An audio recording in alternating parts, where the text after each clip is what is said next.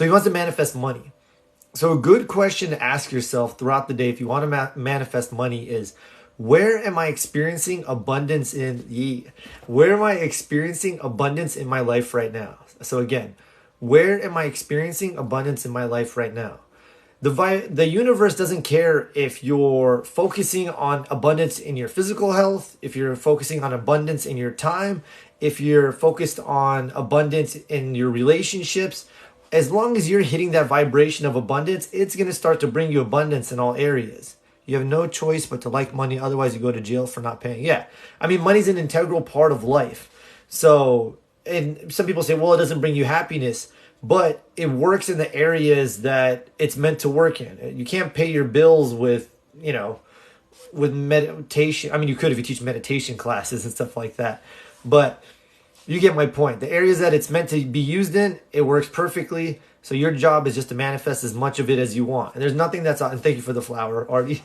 There's nothing that's off limits to you. You get to dictate how much you feel comfortable with. And your job is just to get clear on it. But before I get more into that, start asking yourself every day, where am I experiencing abundance in right now? And as you keep hitting that vibration of abundance, you'll keep attracting more and more abundance to you.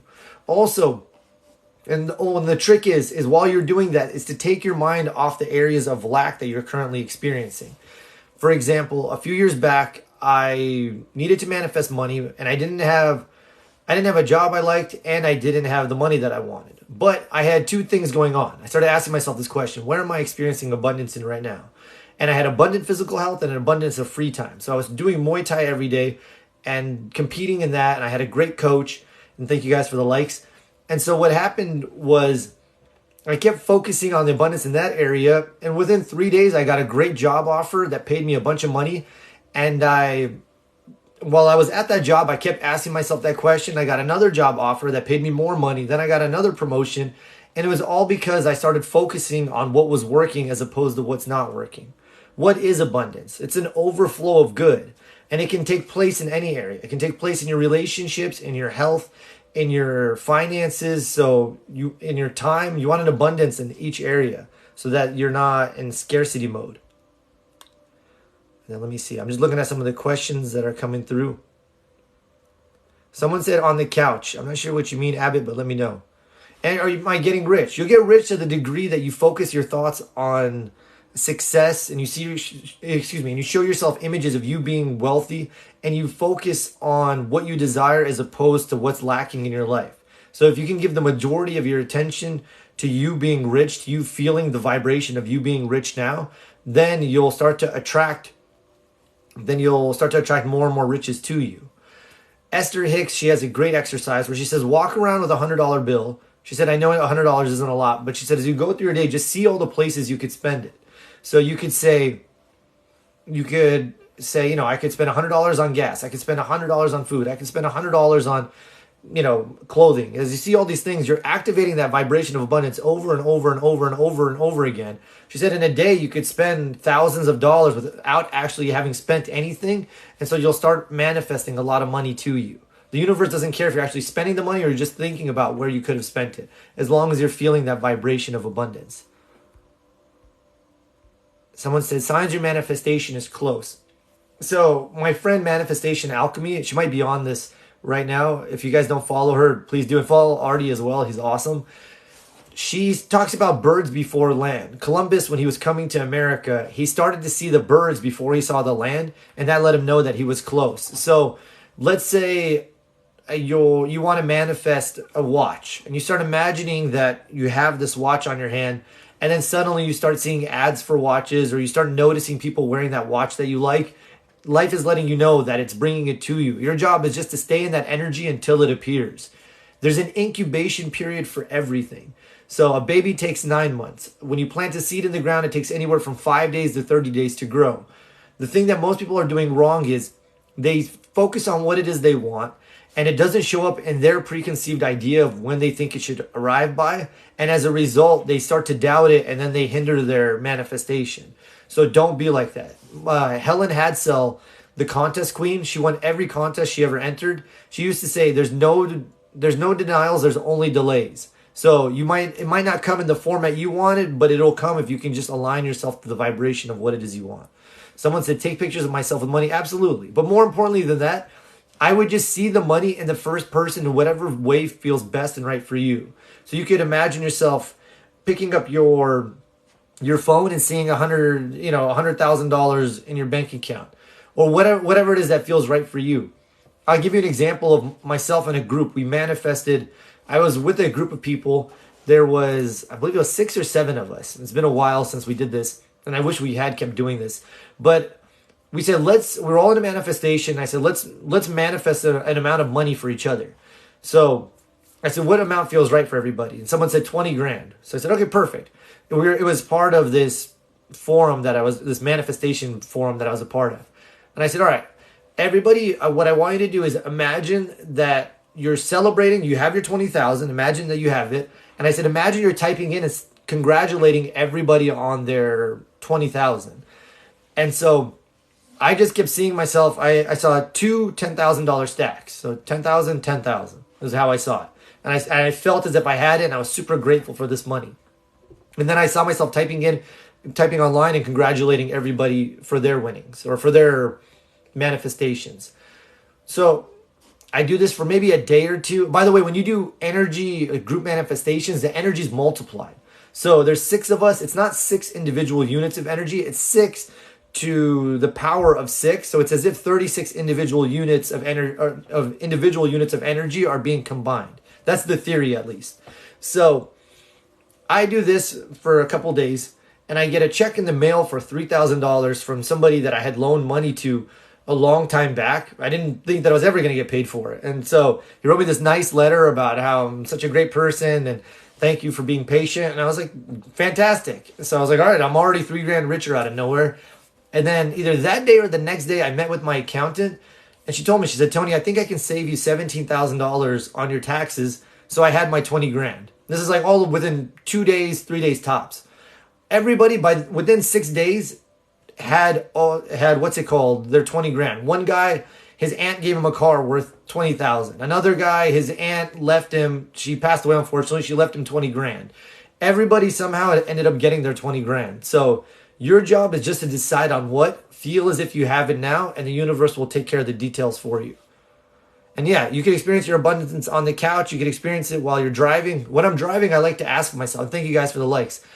When I'm driving, I like to ask myself, what would it be like, or what would it feel like if I was my ideal self? Or what would it feel like if I was totally rich? Or what would it feel like if I was in a loving relationship? Whatever it is that I want to manifest. And as I feel that, I start to bring that into my awareness and my life. Also, you can use your past to manifest things. You can ask yourself, where in the past was I prosperous or successful or whatever it is that you want? And as you remember that, you'll start to activate that vibration again, and you'll manifest more of that in your life. I just got told I'm hung like a hamster. Can I still be rich one day? I think whoever told you that might be lying to you, but it's okay. Can you manifest physical healing? Absolutely. See whatever it is that you want. So let's say you have a knee issue. Imagine your knee as totally healed first. So see it being totally healed. If you're in the process of getting some type of treatment for something, imagine, let's say you're getting physical therapy for your knee. Imagine that it's responding great to the treatment. The therapists are telling you your knee is fantastic, you're doing great. And then give commands to your subconscious. Tell it, subconscious, get to work on my knee now. I want you to heal this knee totally. Your subconscious, think of your conscious mind as the commander and your subconscious mind as a soldier. A soldier will get to work on any orders the commander gives it. So give your subconscious these what's the word I'm looking for? Directions with some force, and it'll get to work and make them a reality for you. Then as you go through your day, don't think about the injury, think about health. Tell yourself, I'm getting strong and well, I am manifesting health. So you've supplied the image, you're giving yourself the right thoughts, you're giving yourself the right speech. And also what's going to happen is one of two things will happen. Either one, your subconscious, which controls your beliefs, habits, and bodily functions, will just heal the issue in and of itself. Or two, it'll connect you with the right person who can help you heal from whatever the ailment is. Thank you. You're welcome. How to deal with currently debt. How to switch to abundance. Just do what I said earlier. Where am I experiencing abundance? What areas of my life am I experiencing abundance in right now? You can do that $100 bill game. You can ask yourself every day, what's going right in my life right now? And as you keep focusing on what's going right in your life, and I would ask myself this a few times a day, you'll start to manifest more and more and more of that. So that's what I would do. And I would get my mind off the debt. And if you could, Esther has this exercise where you write out all of your debts that you owe from the biggest all the way down to the smallest. And then she said, and then what she has you do is you start writing twice the amount for the smallest ones. And then once that's paid off, move on to the next item and next item. She said it helps you build up momentum in paying off your debts.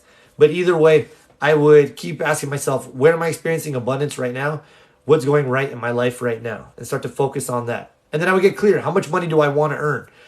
And what would it feel like if I had that money right now? And then I would take the right actions to make that a reality in my life. I plan to control minds on a mass scale using subliminal subconscious programming and manipulation. So let's say you attempt it. Let's say you're being totally serious, right? You're like, Tony, I want to take control of everybody's mind. If you send me a gift and I don't accept it, who does the gift belong to? It's going to belong to you. So if you're sending out seeds of negativity, if you're trying to manipulate people on a mass scale, the only person you're going to end up manipulating is yourself. And the only person you're going to end up harming is yourself. It might work on some people, but the only person you're really going to be fooling is yourself, so to speak. So I wouldn't even waste my time and lower vibrational energy like that. Can I manifest my mom to treat me better or just stay away? Is this infringing on their free will? So what I would do, I would put your mom aside for a second, and I would do the following exercises. So I'd grab a pen and paper, and I would write out my relationship with my mom, and I would list how you'd like it to be. Most of our relationships with our parents were created by the time we were 10 years old, by 9 years old. And so you're an adult now, but you still have this child program running as to how your mom should be in the relationship and how you should be. And so it's time to update that so that you can have a healthy relationship. So I'd write out my ideal relationship with my mom and list how you'd like it to be, how she acts, how you act. And also you can include any traits for her that she doesn't currently possess. So if she's always late, you put that she's always on time. If she's really mean, put in that she's super loving. Even if she hasn't been that, doesn't matter. Take your attention off of your current circumstances. Then make a list. 10 things I like about my mom. If you can't list 10, then list 3. And a couple of things will happen. Either you'll be putting out a positive vibration, and either your mom is going to become this list, or she's just going to zig while you zag. So if she's not being what it is you're vibrating at, then you guys aren't going to interact with each other. So, but you can manifest for other people, and they'll think it's of their own volition. I'll give you a story that Neville told, and then I'll give you that happened with a friend of mine. So Neville told this story. This woman comes to him and she said, Neville, I want your help in manifesting a new job. And he said, what's wrong with your current job? And she said, well, I love my job, but I hate my manager. She said, he always berates me. I don't like being around him. He treats me horribly. And Neville said, the issue isn't with your manager. The issue is with you. And this woman was dumbfounded. She's like, what are you talking about? He says, he does all this stuff to me. He's horrible. And Neville asked her, he said, let me guess. When you're driving to work every day, you're just berating him in your mind, talking negatively to him the whole way there, correct? And she said, yeah, that's exactly what goes on. I tell him how much how much I hate him, how much I would love this job if he wasn't there. And he said, yeah, now he's just responding to the vibrations you're putting forth. So she, as she would drive to work, started telling him about how much she appreciates her job and how much she loves being there. And how, I don't know, let's say she started saying he's a great manager. But either way, she said she did this for a couple of days, and he called her up in front of everybody, and she thought he was going to berate her again. But instead, he praised her in front of everybody for the good work that she was doing.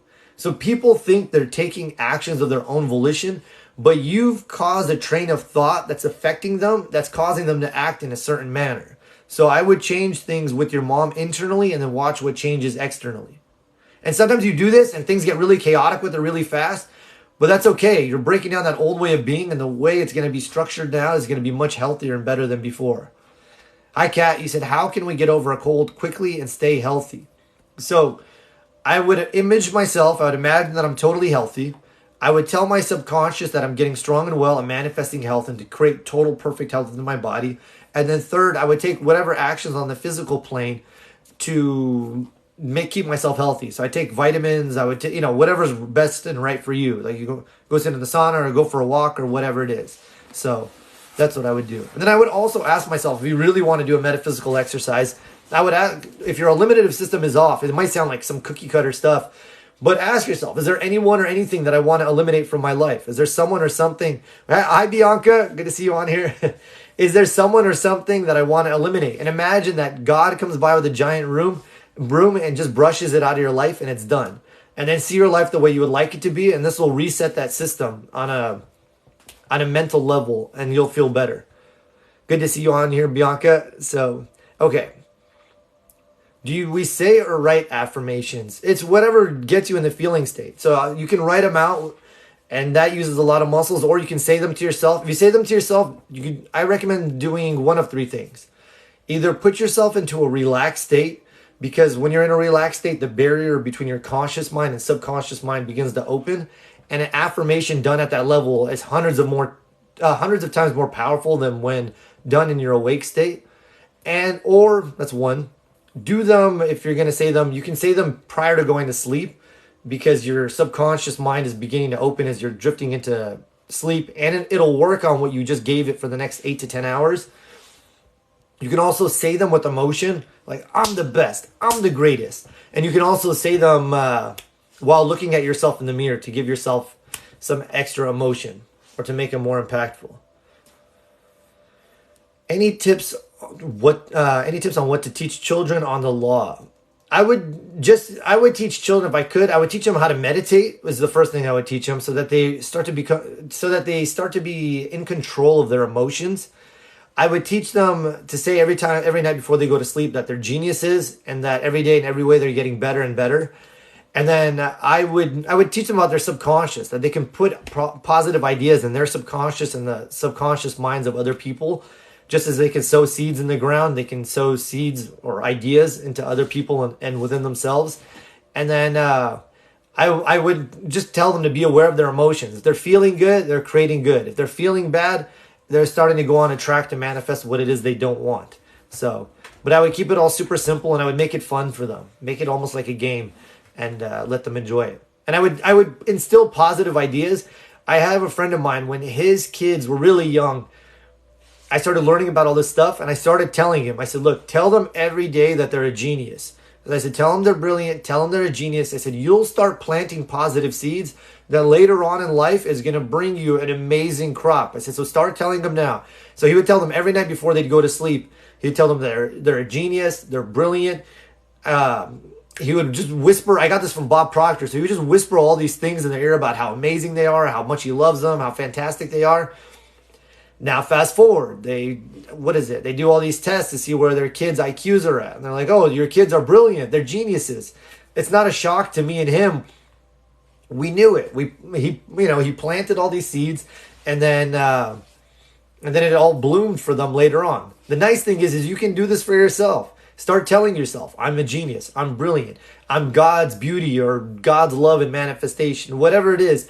Start putting those ideas into your head. Keep affirming them, and you've planted those seeds, and every time you affirm them, you're watering them, and you're going to get an amazing crop for yourself.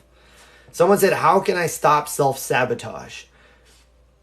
I was thinking of like those stupid memes where they go like, hi, great content, thanks for sharing, I appreciate it. Hey, you're welcome, I'm glad you're here. Thank you, you're welcome. What's up, Yang Zaror? I hope I'm saying that correctly. So, okay, someone asked, how do I stop self-sabotage? So there's two things you should do. One, you need to start imagining yourself being and doing what it is that you want. So imagination is greater than willpower. A lot of people, let's say, they set New Year's resolutions, and over 90% of people who set resolutions never achieve them. Why? They have subconscious programming that's playing, and so they're trying to use their conscious mind, which is maybe 10% of their power, to override that 90% that's subconscious. So instead of using your willpower, use your subconscious. All you have to do is imagine yourself being what it is you want. Feel as if it's taking place now. And you'll take that old image and replace it with a new image. And that new program will start to run for you. That's one. Two, thank you for the likes, by the way. Start to tell yourself daily, I like myself. I love myself. When you start telling yourself, I like myself, This is a healing balm, a healing tonic. It'll start to heal all of your limiting subconscious beliefs so that you won't, if you like yourself, you're not going to sabotage yourself. You're going to want yourself to be as successful as possible. I got that from, by the way, let me know if I'm talking too fast or if my pace is okay. I got that from Brian Tracy, the founder of the Psychology of Personal Achievement. He said, you should say this to yourself every day. I like myself. I like myself. I like myself. He said, beat it into your head like a drum, or imagine you're a locomotive and your energy builds with every time you say it. Say this every morning. He says this he does this. Brian Tracy, he's worth millions and millions of dollars and he's doing this every morning. I like myself. I like myself. I like myself. I like myself. I like myself. And did it work? Yeah, he has high self-esteem. He likes himself. He's created the life for himself that he wants. So start to affirm things of that nature. So start with the image, then back it up with affirmations. And lastly, I would write out all your negative habits, whatever they are. So let's say you drink too much. I drink too much, and let's say you're always late. I'm just making up two things. And then I would write out, what is all the pain I feel? What is all the pain I feel by drinking too much and always showing up late? And spend 5 or 10 minutes writing it out. Make yourself feel as shitty as possible. The reason being is your subconscious wants to keep you safe. It has these habits, these self-sabotage mechanisms, because it's trying to keep you stuck at your current level, because the unknown equals danger to your subconscious. So when you show it that what you've been doing is painful, it's going to say, oh, I'm going to stop doing that. Now you write out, what is all the pleasure I'll feel by being sober and always being on time? And you spend 5 minutes writing that out, or 10 minutes, and that'll rewire your subconscious. I would take men who had a lot of anxiety in talking to women, and I would have them write that out. What is all the pain I feel by not approaching the women I want? And I'd make them feel like total freaking shit, and I would really make them feel it. I wanted to get this idea in that not talking to women equals pain, because subconsciously they had linked up, they had had a negative experience with women sometime in the past, and they had created this link that talking to women now equals pain. So I would rewire that, and then I would have them write out, what is all the pleasure I'll feel by approaching the women that I want? And I'd have them spend 10 minutes writing it out, and then I would have them imagine themselves going up to a woman, talking to her giving them the number, they go out on a date, it goes great. And so I would link up massive amounts of pleasure to approaching women, and these guys would become approaching machines. All that anxiety and fear and self-sabotage would be gone. So try that out. It works like magic. Please tell me okay, good. I was going to say, please tell me that I hit record on the recording program I have in the background, and I did. How can I manifest health for somebody as quick as possible? Easy. First, put yourself in a relaxed state. The reason being is that your subconscious, the barrier between your conscious mind and subconscious begins to open. See this person in front of you and imagine them telling you how healthy they are now. See themselves telling you that they're great, they're feeling amazing, whatever it is, that whatever issue they're having, see them telling you the opposite of it. So if they have a liver issue, see them telling you that their liver's totally healthy, they've got a clean bill of health, they're healthier and stronger than ever, and then congratulate them on their health. And you can see yourself shaking their hand, hugging them, but really feel it, both the desired state and use your tactile senses.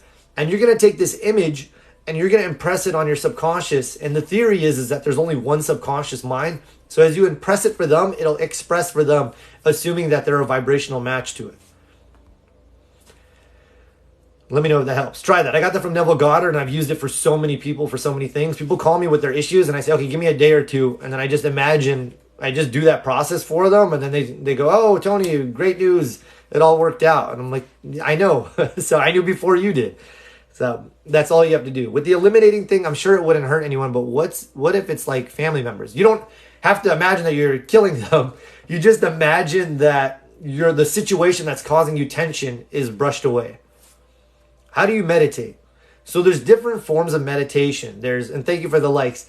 There's guided meditation where somebody's walking you through a series of positive images to relax your mind and to help you visualize what it is you want. There's passive meditation where you just focus on your breath and you allow whatever thoughts come up and just be released. There's active meditation, which that guided meditation is active meditation where you could be walking in nature and you feel yourself taking every step. So there's different types. If you want to learn about meditation, I recommend getting the book, the Silva Mind Control Method, because it'll show you how to go from beta, this awake state of consciousness, into alpha, which is what takes place during deep meditation. and into theta, which is what takes place at night when you're sleeping or when you're under hypnosis. And it teaches you how to implant positive ideas into your subconscious. And it's just a great beneficial process. It's something that everybody should know. You should know how your mind works and how to use it to the best of its abilities. So I highly recommend that book. It's like $9 and you'll use it for a lifetime. No, you're welcome, Kat. All right, let me see if there's any other questions. Cool, there are. How do you suppress it? You're not suppressing it, you're impressing it. So the more emotion that an image has, so for example, if I'm imagining myself receiving an award from my company. So I see myself, I'm actually imagining in the first person, not in the third. In the first person, me walking on stage, the spokesperson for my company or the CEO shaking my hand. I would imagine him actually shaking my hand, giving me the award, everybody clapping. And so I would use my tactile senses and I would actually use my feelings. And the more emotion that it has, the more real it seems to you, the quicker it gets impressed on your subconscious and manifests in your life. To give you an example, this is a negative example, but everybody remembers where they were when they heard about 9/11. The reason being is it had so much emotion. It was such a powerful experience on the negative end that experience immediately got impressed on your subconscious. So you use the same process, but on the positive side. So you associate a massive amount of pleasure, of positive emotion to your images, and it gets impressed on your subconscious really fast. Or you could do what I had mentioned earlier, where if you have a habit you want to break, for instance, if you're drinking, you associate massive amounts of pain to it, and that's a way to get your subconscious to stop doing it as well. I appreciate it. Thank you. You're welcome. What daily practices would you suggest? Do you recommend subliminal affirmations while sleeping? I love subliminal affirmations. I first started doing them when maybe 12 years ago. I was reading in Napoleon Hill's book, The Law of Success. He said that there will come a time in the future where people will be able to play will be able to play recordings while they sleep, and those images, those suggestions will go straight into the person's subconscious mind. He said that your conscious mind would be asleep, so there's nothing to fight against those ideas or to say, oh, I can't have that or I could have this. And it just goes right in your subconscious and manifests in your life. So I like it. Even if that's not what's happening while you're sleeping, prior to you going to sleep, the last 15 minutes, your brain goes from beta into alpha into theta. And so it's a great time for programming your mind. So let them play in the background. So here are my daily practices. I wake up in the morning. First thing I do is I say, what am I grateful for? If I don't set my mind on the right track, it's going to start looking for problems or what should I do today or who do I need to respond to? That's just how my mind works. Everybody's mind is different, but I'm like this, like hyper, part of my life, like hyper as funk as soon as I wake up. So I was dating this woman and she was like, oh my God, you're always like this. Like I wake up and I'm awake and I'm like, let's go. So I immediately look for things in my immediate surroundings to be grateful for. Then I spend 15 minutes in meditation. If you don't have a meditation practice, just type in Esther Hicks. She is the author of Ask and It Is Given and The Law of Attraction and a number of Law of Attraction books. Type in Esther Hicks Meditations. And she's got her Getting Into the Vortex meditations. The vortex is that non-physical energy, the unmanifest, so to speak, where love and joy and all of that is. And she's got a bunch of great meditation. Well, she's got 4 of them. One for health, one for wealth, one for relationships, and one for general well-being. But you can do one of those every morning. After I do that, I usually spend 15 minutes doing a book of positive aspects. What that is I have a notebook and it says on it, book of positive aspects. And on a blank piece of paper, I'll write, what do I like about you? What do I love about you? What are your positive aspects? And I pick a person or subject and I just answer those questions for a few minutes. What do I like about you? What do I love about you? What are your positive aspects? Then I whenever I feel complete on that subject or person, I go to the next person and I do it again. And what happens is you spend 15 minutes. So you spend 15 minutes in meditating and all your resistant thoughts starts to diminish. And that wellspring of joy, of love, of goodness that you are starts to pour through. Then you do this exercise and for me, it puts me in a really good state of mind. And it prepays my day. I put forth all this positive energy. And usually that's what matches up with me, is what I've been putting forth. So after that, I read every day. I read a lot. So I love to read. If I'm not reading, I love to read and I listen to audiobooks while I drive. If I'm not listening to talks by somebody. So after I read, then I do my work. At lunch, after I eat, I do another meditation where I show myself images of what it is I want. I affirm again what it is I want. Oh, I do affirmations after all that. So the whole thing, it sounds like a lot, but it takes me maybe 1 hour. So I have the first hour of my day is dedicated to me. I help a lot of people every day. I do coaching. I answer all these questions. I have all these people who call me for their various issues. So the first hour has to be mine. Otherwise, I won't have another hour until I'm about to go to sleep because I get really busy. So after doing all that, I work, I meditate again during the day. And then at night, after I go, live, I'll either read again or before I go to sleep, I program myself during that last 15 minutes with what it is I want. I affirm the good that I want. And then I just say, what am I grateful for in my immediate surroundings? And I go to sleep in that energy. I also like to say, before I go to sleep, I say, tonight I will have healthy, restful, deep, peaceful sleep. I will wake up tomorrow refreshed and full of life, or whatever it is. And I give myself suggestions such as this, and that way my subconscious works on them in addition to all the other good stuff I said prior to sleeping. I should probably make a whole video about this, but I don't know if I could squeeze all that into 1 minute. On your video where you say heal my knee, can you do it with Harper and anything else? Yeah, absolutely. You can do it with anything else. So you just tell your subconscious, heal whatever the issue is. Get to work on this now. Thank you. How do I get rid of anxiety? Let me see if there's any other questions really quick, and then I'll answer your question. I get asked this almost every day. And by the way, type in Tony Namey, my first and last name, anxiety, on TikTok, and I have a number of videos to help you, but I'll give you a quick synopsis on how to get rid of anxiety. So, anxiety is misplaced enthusiasm. Oh, here's a bunch of questions came in. Good. Can I make a video on my morning routine? Can I make a video on my morning routine? Yes.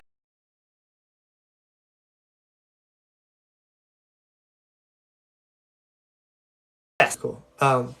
Okay.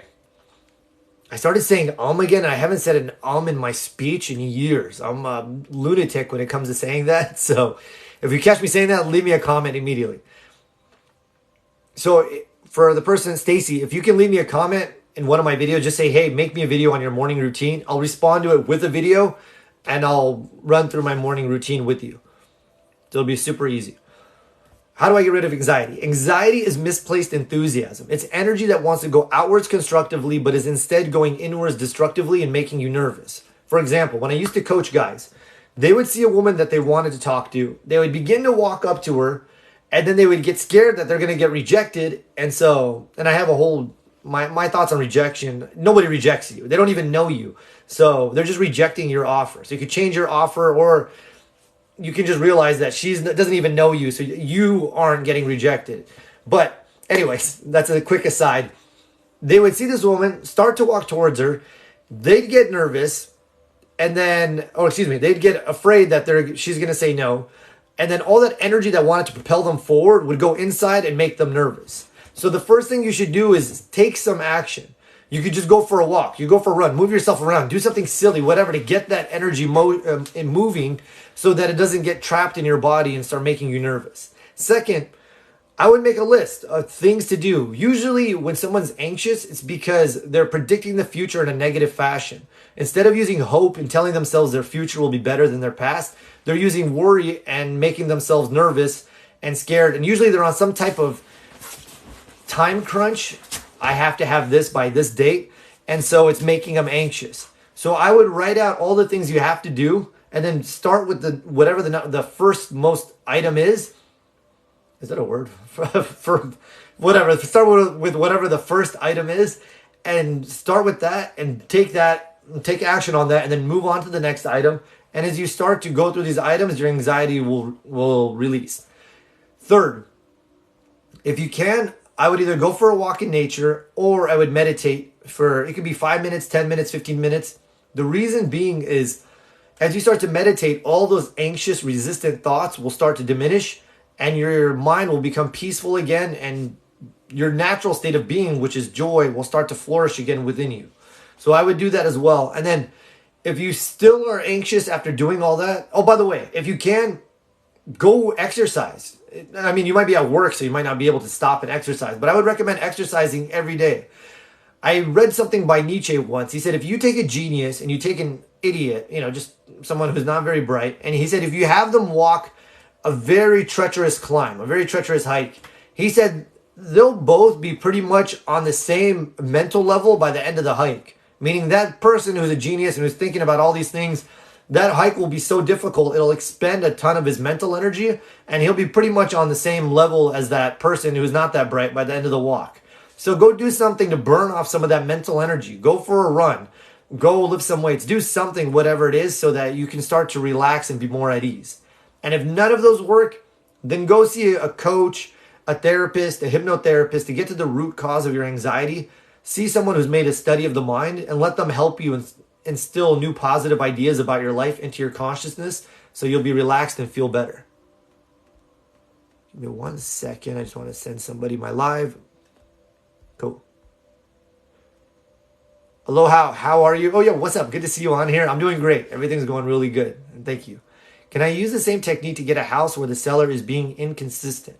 So what I would do is, I have mixed thoughts, because just as I don't like to throw physical chains on somebody, I don't like to throw mental or spiritual chains on people. There's some people who are like, hey, like you can manifest your ex, you can manifest this person, but that's not me. I would just see myself in the house or see myself in a new house, the home that I love, and then let the universe work out the details. So it reminds me of a story Neville said. He said, I've been to so many weddings where the woman prior to being married told me, I have to marry this man or that man. And he said, don't focus on this man or that man. He said, focus on the end result, the desired state, which is you being married. And he said, he's been to so many weddings where it wasn't this man or that man. He said, you're dealing with an infinite power, and you're thinking it's got to be this person. And it might, the universe might have something better lined up for you. But let's say if you are firm on that house and you guys are in negotiations, I would just imagine that it goes perfect for me and for him, that we're both happy. It's exactly what I want it to be. Everything works out great for both parties involved. I used to work for BMW, and I had one of the highest closing I had at one point the highest closing percentage in Southern California amongst all car brands for AutoNation, the largest automotive retailer. And when I would do deals, I would just think it's going to work out great for me and for him and for the dealership, and everybody's happy. And I never believed in doing high pressure sales. So if you're going to imagine something, imagine that it goes great for all parties involved. And either the person will give you the house if it's meant for him to release the home. And if not, then at least you'll see yourself in a new home and you'll be putting good out, and good will come back to you. Let me know if that helps. On your video where you say, oh yeah, I handled that. What's the name of the book again, please? The Silva Mind Control Method by Jose Silva. Well, amazing answer. Thank you. Okay, awesome. Can I manifest long, healthy hair even if it's damaged hair now? Absolutely. So first thing I would do, this might sound odd, but go get you some normal shampoo. If you have shampoo for damaged or dry hair or whatever it is, throw that out. So I got a haircut, but I have a nice head of hair. My brother is bald. There was a moment in my life where I was balding, and I was like, you know what? I'm not balding.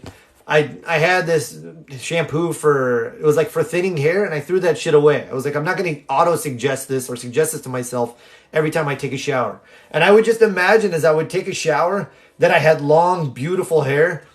And my hair, I cut it now, but I used to have like long hair. Even my barber, I ran into him one day, or my old barber, and he goes, Tony, I have to ask you, what did you do? He said, I've cut your hair all these years. You were balding at one point. Your brother lost his hair. What did you do differently? And that was all I did, is I started imagining, when I was in the shower, I would imagine that my hair is so long and I'd feel my hands through it. Your subconscious responds to your subconscious controls your beliefs, your habits, and your bodily functions. So I kept auto-suggesting this idea to myself, and that's what took place. And then obviously, so there's the image, there's the thought. So I showed myself the right image. I told myself I have long, beautiful hair. And then I took the right action. I took vitamins. I did, whatever I needed to take. I don't know if they made any difference or not. But first, it all started with the idea I gave myself. So don't affirm that you have damaged hair. Your hair is healthy, it's perfect, it's beautiful. And when you're in the shower, imagine that that's what you're shampooing every time. Thank you. Do you save these lives? Sometimes I do. I post them usually on my YouTube channel. So if you want me to, then I'm happy to post this live on there. And then I post them. Usually I'll record the audio and I'll post it on my podcast. Sometimes I do, sometimes I don't. Yesterday, I'm going to post yesterday's for sure because I took everybody through an abundance meditation and it took maybe 15 or 20 minutes. But I didn't record the audio of that. So I wish I had. That's why I'm recording today's audio. But usually I do. Can bald people grow hair back? I want to say yes, as long as they can get them. So it's not about growing hair back always. It's just about the end result. So you could start imagining yourself. I'll give you an example. A friend of mine, he wanted to, I told him, imagine yourself shampooing your head with all this hair. And he said he did it 1 day, 2 days. And then he said, you know what? He had the idea. He said, fuck this. I'm not going to wait till my hair grows back. He's rich. He went and got a hair transplant. So he got the end result of what it is he wanted, which was via a hair transplant. So your job is just to focus on the end result and let the universe, in this case, it was his own consciousness, figure out the details on how to make it possible for you. But I want to say yes, as long as your belief that it's possible overrides your doubt that it's not. What up, girl? Good to see you on here. One of my homies is on here. Very good to see you. Yes, the ethics, that makes sense. Took us a long time to find a house we love, but open for better. Absolutely. So I'll give you a story that took place with my aunt. She had been looking for a home for over a year. And she came to me one day. She said, Tony, I've had such a hard time finding a home. Can you help me? And I'm thinking, man, she must be desperate if she's coming to me, because at that time I was like the black sheep of the family, this oddball. And so what I did was I had her first get clear, what do you want? And so you can do this yourself, Kat. I said, what do you want? And I wrote out my ideal home for her. And I listed, she said, I want a 1-story house, and I want land, and I want it to be this price, and I want it to be in this neighborhood. And I listed it all out.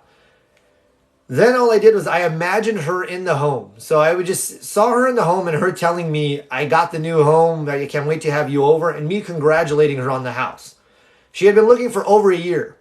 Within me doing that, I want to say it was 3 days, she found the home that she was looking for. People will say, oh, that's a coincidence, but it's not. I had her get clear on what it is she wanted. I impressed this idea upon my subconscious and it expressed for her. So Kat, you can do the same for yourself. Write out my ideal home, list where you'd like it to be as specific as possible. See yourself in that home now, feel as if it's taking place, and watch what manifests for you. Natalia, let me know if you're still in here or if you went to sleep. So you can manifest new hair particles. I mean, think about it. Your body is changing. They used to say you have a brand new body every 7 years. Then they started saying you have a brand new body every year and a half. Now they say your body is brand new every 6 months. Your body is changing at the rate of millions of cells per second according to the ideas that are vibrating in your conscious and subconscious mind. So I don't see why you can't manifest new hair particles. Law of attraction is matching. It's absolutely matching. And once you go from this victim consciousness where life is happening to you to this by me consciousness. By the way, this is from the work of Michael Beckwith's life visioning. You go to this by me consciousness, which says that you start to learn these universal laws and you realize you can shift things and change things by using them. And then you move up in the scales of consciousness from there. But it's a real eye-opening experience when you realize you can manifest what you want. Do you just feel it once? So there's different schools of thought on this. Neville Goddard, he says that just as you need to get a woman pregnant once you do it, it's done. I do the same, and then I just expect that it's done. I use positive affirmations just to reaffirm it, to get myself more excited every time I think about it. So use whatever method works best for you. I once manifested a large sum of money, and I think I want to say I only did it once. At the most, it was twice. I just imagined I picked up my phone, I looked at my phone, that money was in there. This is just in my mind. I was doing all this and put the phone down, and then somebody called me about a business opportunity, and I had the money within a week or so. So it's really fantastic. Is it okay to manifest so many things at once, like play out in your head of all the things? It's totally fine. The only thing is, I would recommend, if you're new, start with one thing. Or what I do is I show myself, or I incorporate them all into one image. So I see myself with my ideal body, with the love of my life, at my beautiful home, us talking, me telling her about, my day that went great, me dressed immaculately. By the way, I normally dress really nice. It's nighttime, so on these lives, I'm always dressed like, just super chill. But that's how I would incorporate multiple images. Or you just show yourself each image. You see yourself standing in the mirror, totally healthy, looking great. You see yourself kissing the love of your life and you're feeling total bliss. Or you see yourself taking off your wedding ring and putting it on your bedstand before you go to sleep with your love. Then you move on to the next image. You see your bank account with the money in it and you celebrate. Whichever method works best for you. Awesome. Would you mind imagining me and my fam into our dream home, please? I will do that for you if you will send me the list of what your dream home looks like for you and your fam. Is excitement and gratitude a good way to attract? Yeah, it's a great way to attract. Gratitude is one of the highest vibrations you can be in, and excitement is too. So I think that's fantastic. I've been seeing so much movement. Awesome. Good.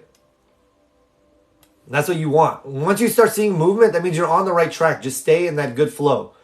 I was listening to a money subliminal. I ended up finding a $650 check. I thought, good for you. Good for you. Okay, good. Then just keep listening to that subliminal. You already got your money's worth. Keep doing it. Oh yeah. So this person's asking isn't it wonderful works for manifesting a lot of things. I'm a big fan of Esther Hicks. So one thing she says is you say to yourself, wouldn't it be wonderful if I met the love of my life? Or wouldn't it be wonderful if everything worked out great today? Wouldn't it be? So you're focusing on the energy of the positive expectation, and as a result, you're pre-paving what you want to happen. I like that, and I like segment intending. So let's say I'm going to go for a drive.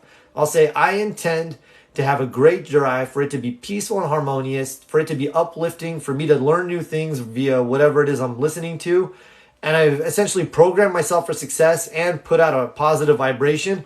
And then that's usually what manifests. Or I'm going to make breakfast. I'll say, I intend that this is a healthy breakfast, that I feel at ease, I digest it perfectly, that I listen to something uplifting while I'm eating breakfast, and I'm better at the end of it. And so that's what I end up manifesting, during that time. I appreciate you, man. Thank you. Oh, you're welcome. I appreciate you too. Thank you. So if someone is hurting from the loss of someone, can I manifest them healed? Absolutely. And so it might sound shocking to some people, but everybody has different views on death and things like that.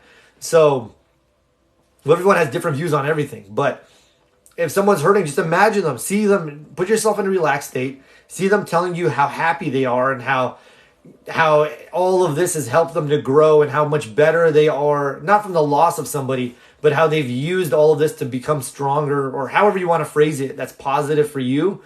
And that so-and-so, whoever passed on, would be so proud of them, and then congratulate them on their success. And you've impressed this positive idea for them and let it express for them. I did this for a friend of mine. I'm not going to get into the specifics because she might see this, but I did something similar to that, and now she's like the spiritual powerhouse. It's really amazing to see her. Can you change your physical appearance with the law of attraction? Absolutely. So what I would recommend doing, I should post all the pictures of like different exercises when I've done this.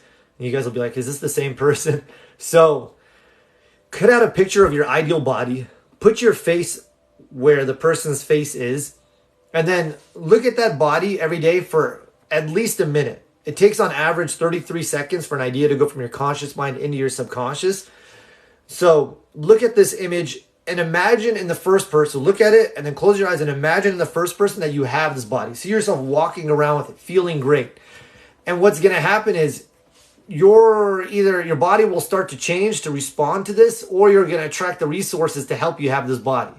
For example, I cut out a picture of this big bodybuilder one day. I cut off his head and I put my head on the picture. And I would look at it and I would imagine myself having this body, this big bodybuilder body. I did this for maybe a couple minutes. I saw myself walking around all muscular and jumping, doing jump squats and seeing what it's like to have this big muscular body. So then I go to the gym and my workout partner tells me, he goes, hey, Tony, would you want to change up our routines? He said, I want to get bigger now. Can we do that so we can get in, so we can get big? And I go, sure, let's do that. So some people say, oh, that's just a coincidence. But I started with the idea. He responded. Then I run into a friend of mine who was a world-class personal trainer. He goes, Tony, what are you working on now? And I said, well, I want to get big. And he goes, oh, okay. He wrote me out a workout plan and a a meal plan. And I ended up getting to almost 200 pounds. I was huge. I mean, that's 35 pounds bigger than I am right now. So if you can imagine me with I was like this beefcake. And then I used to compete in Muay Thai. Muay Thai is kickboxing from Thailand. I don't know if that's the right way to describe it. It's the art of 8 limbs. And one, I didn't want to fight at 200 pounds. And 2, I could barely move being all big and stocky. So I cut out a picture of this really skinny guy with nice abs. And I just started imagining that I had this body and seeing it and feeling it. And my body went. So all these people asked me like, whoa, what did you do? How did you lose that weight so fast? I didn't tell them. I just said, I changed my diet. I changed my workout. I didn't want to tell them, I put up a picture of a skinny guy and imagine. Some people I did, and they all looked at me like I was nuts. So I stopped telling them that. Other day, you said that you drink water before or after bed to get answers of what you want in life. That's a different thing. So it comes from the Silva mind control method. Let's say there's a problem that you want help with.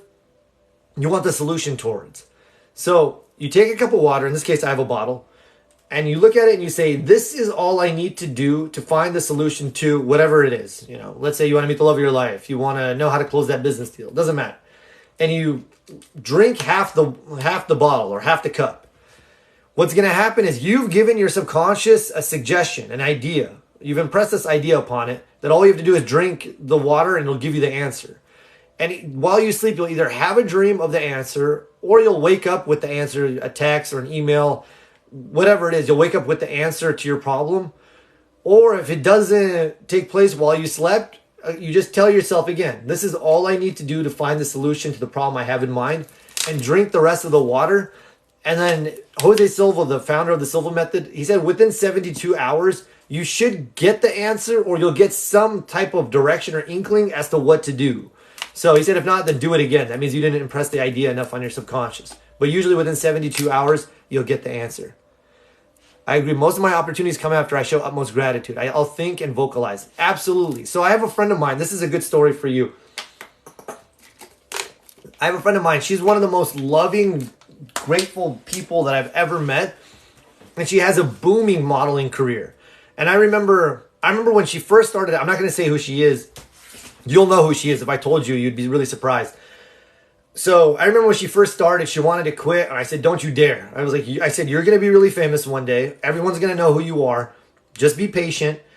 And she would stay in this positive vibration. And she was so grateful for all the good that was taking place in her life, even if it was just real little things.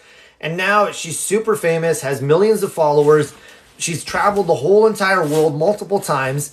And it just started with her being it started with a few things. I had her imagine every day her living the life she wanted, affirming to herself that she's the best.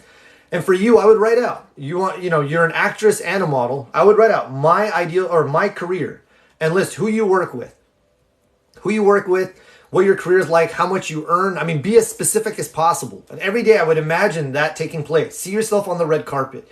See the paparazzi taking photos of you. I've met so many people prior to them being famous, and they're just people like you and me, but they held this image. They had this belief that they would be super famous, and it manifested.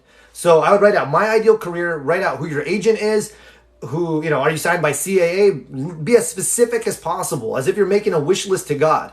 Because in reality, there's only one manager that's managing you. It's God. And so let him or her, let this power run the show, so to speak.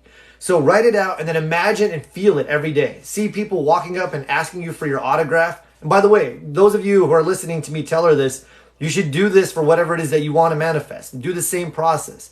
And then back that up with affirmations. I've told this story a few times about when I met Angelina Jolie years back. God, how long ago was it? Maybe 19 years ago. And she told me, I'll never forget it. I had never heard anyone speak about what it is they want in this way. She said, Tony, I will be so famous that everybody in the world will know the name Angelina Jolie. And I was like, you know what? You're damn right you will. And so start to affirm that. I'll be so famous that everybody in the world will know my name. It might sound braggadocious or boastful, but do it. Your subconscious doesn't know the difference between what's real and what's false. If you start giving it these commands, it's going to say, okay, this is who I am now. This is what I need to do. And it'll go to work on it. Logan Paul, everybody or most people have heard of him, the famous YouTuber. He would look himself in the mirror and say 10 times a day, I will be more successful than anyone I know. I'll be more successful than anyone I know. I will be more successful than anyone I know. So I said, you know what? Let me try his process. Tony Robbins was doing a giveaway for some tickets to his events. So first place was a $5,000 ticket. Second place was a $1,000 ticket to one of his events. So I was telling myself, I'm going to Date with Destiny. That's his $5,000 event. I'm going to Date with Destiny. I'm going to Date with Destiny. I'm going to Date with Destiny. And I just would look myself in the mirror and I would say it 10 times in the morning. And then I let it go. And I tried that process. I didn't win the first place ticket, but I won the second out of 118,000 people. I won the second place ticket, which was a $1,000 ticket to one of his events. And I'm pretty sure I would have won the first place ticket, as crazy as it sounds. But the day they did the drawing, something had happened and I was in a super pissed off mood. And I remember saying, like, I don't give a F about this or that. Like, I totally got thrown off track. And I really believe that had I kept myself on that positive track, kept myself strong with my positive expectation, I probably would have won the $5,000 ticket. So back to you. Imagine what it is you want. Write out what you want your career to be like. See it and feel it every day and watch who starts to show up in your life. The opportunities will start pouring in. Person after person will start coming to you. I would even make a vision board. Put yourself on there. Put an Oscar or a Grammy or Emmy, whatever it is you want. Put on, this is for everybody too, put the people that you want to work with, other celebrities. These are your co-stars now. They're not just celebrities. And see it and feel it every day. And you're dealing with an infinite power. It knows the most direct route. This reminds me of another story. Bob Proctor, God bless him, he passed away recently. A guy's wife was coming to his seminars. And the guy wasn't really that into it. And Bob asked him, he said, what do you want? And the guy said, I don't believe it's possible that you can help me get what I want. Bob asked me, he said, what is it? There's nothing off limits to your subconscious, to this infinite power. You just need to get clear. What do you want? And the guy almost, I don't want to say almost jokingly, but the guy said he wanted to win a Golden Globe, an Oscar, and an Emmy. So imagine what the odds of winning those are. And Bob said, great. All you have to do is image it. Imagine that you have all three of those. And the guy went to Bob's events. He imaged himself winning all three, and he did. So the only limits that you have really are the limits that you place on yourself. So start seeing yourself succeeding. Start seeing yourself having what it is you want and watch what shows up. I'm thinking of, this is on a smaller scale, but when I was competing, I wanted Rigan Machado to train me in jiu-jitsu. He's one of the greatest, the top two jiu-jitsu fighters of all time. And I wanted Rob Kamen, he's one of the greatest kickboxers of all time, to train me. And I had a picture of them two that I would look at every day for 33 seconds. And they said, I am being trained by these two. And there was powerful music that would play. And I would just look at the picture of them two. So I did this for a few days. And I get a call from my friend's wife. She said, hey, Tony, we're throwing a surprise party for my friend. She said, can you make it this Saturday? I said, yeah, I'll be there for sure. So I go to the surprise party and I'm sitting down. And who walks in and sits right next to me? Rigan Machado and Rob Kamen. And Rigan ended up training me in jiu-jitsu. Rob became a good friend of mine, and I'm friends with them to this day. So, and it opened up a lot of doors for me and connected me to a lot of people too. So you don't know what's possible for you, but all kinds of things are possible to you. What is it? Like, all things are possible to him who believes, I think is what Jesus said. If you start showing yourself what it is you want and you feel as if it's taking place now and you positively expect it, you're going to be in awe in how different your life can be, and as short as a month from now. You don't have to wait a year. It could be a week or even a few days in the case of me meeting those guys. Someone said, let me know if that helps you, by the way. Can you explain birds before land? Yeah. Columbus, when he was coming to America, before he saw the land, he saw birds flying, and he knew, okay, there must be land soon since there's birds flying around here. In like fashion, when you're showing yourself what it is you want, you'll get little nuggets sometimes before the manifestation takes place. For example, you'll say, man, I would love to go to, I don't know, I'm just making up a place, Bora Bora. And you start imagining yourself in Bora Bora. And then your coworker goes, hey, I'm going to take a trip to Bora Bora next week. And you go like, oh, that, what are the odds? There are no odds. You started vibrating it, and then she mentioned it since you were thinking about it, and you're getting warmer. So just stay in that track of mind. Please save this video to your YouTube so I can write notes, please. You got it, Stacy. I'll do it for sure tomorrow. Okay, thank you. 5 bedrooms in Berlin. Well, let me see. Where is that? Let me screenshot this, and I will do that for you. Cat. Any thoughts on the Nikola Tesla 369 number sequence? I will give you the secret to it right now. So I don't know if I made a video about this or I did it in a live. It doesn't matter if it's 369, if it's 4, 8, 12, if it's 5, 10, 15. The reason that sequence works, the 369 method is where you write out, I am so happy and grateful. You start with, I am so happy and grateful that I now, and you add an emotion, joyfully or enthusiastically receive whatever it is you want. A kiss on the lips for my love, or $10 million, whatever it is. But the reason that it works is you're using emotion and repetition to take an idea, excuse me, my voice cracked, to take an idea and plant it from your conscious mind into your subconscious. So think of the idea as a nail, and there's your conscious mind and your subconscious. There's a barrier between the two. Every time you write it out, it's as if you're nailing this idea into your subconscious, or eventually it's going to get fixed in there. So it doesn't matter. There's no like magic behind it. It doesn't matter if it's 369 or 124 or 278. It's just you doing it over and over. There's that saying, repetition deepens the impression. So every time you do it, it's deepening the impression, it's deepening the impression, it's deepening the impression, and you're backing it with emotion, which is getting it more and more fixed in your subconscious, and it's going to manifest in your life. Somebody asked, so let me know if that helps. Thoughts on subconscious reprogram while sleeping, does it work? Absolutely. I covered this earlier, so I'll just say it again briefly, but it absolutely works because your conscious mind is asleep. I would recommend doing it 15 minutes prior to sleep, or even 20 minutes, so that you're at least somewhat aware of what it's saying. And then I don't know if it for sure works while you're sleeping or not. I believe it does. But even if it doesn't work while you're asleep, at least prior to sleep, I know it does work, and all of that positive material will go into your conscious mind. What was the powerful music playing? It was just some triumphant music, like something like dun dun dun dun dun, something like an army coming in to declare victory or something along that line. So you can just type in powerful music on YouTube or victorious music. What do you say before drinking the cup of water before bed? I want to write it down. Oh, hi, Bianca. Okay. And by the way, Bianca, you can just type in on here, Tony Namey glass of water on TikTok, or Tony Namey glass of water on YouTube. And I have a video on here and a video on YouTube that's longer.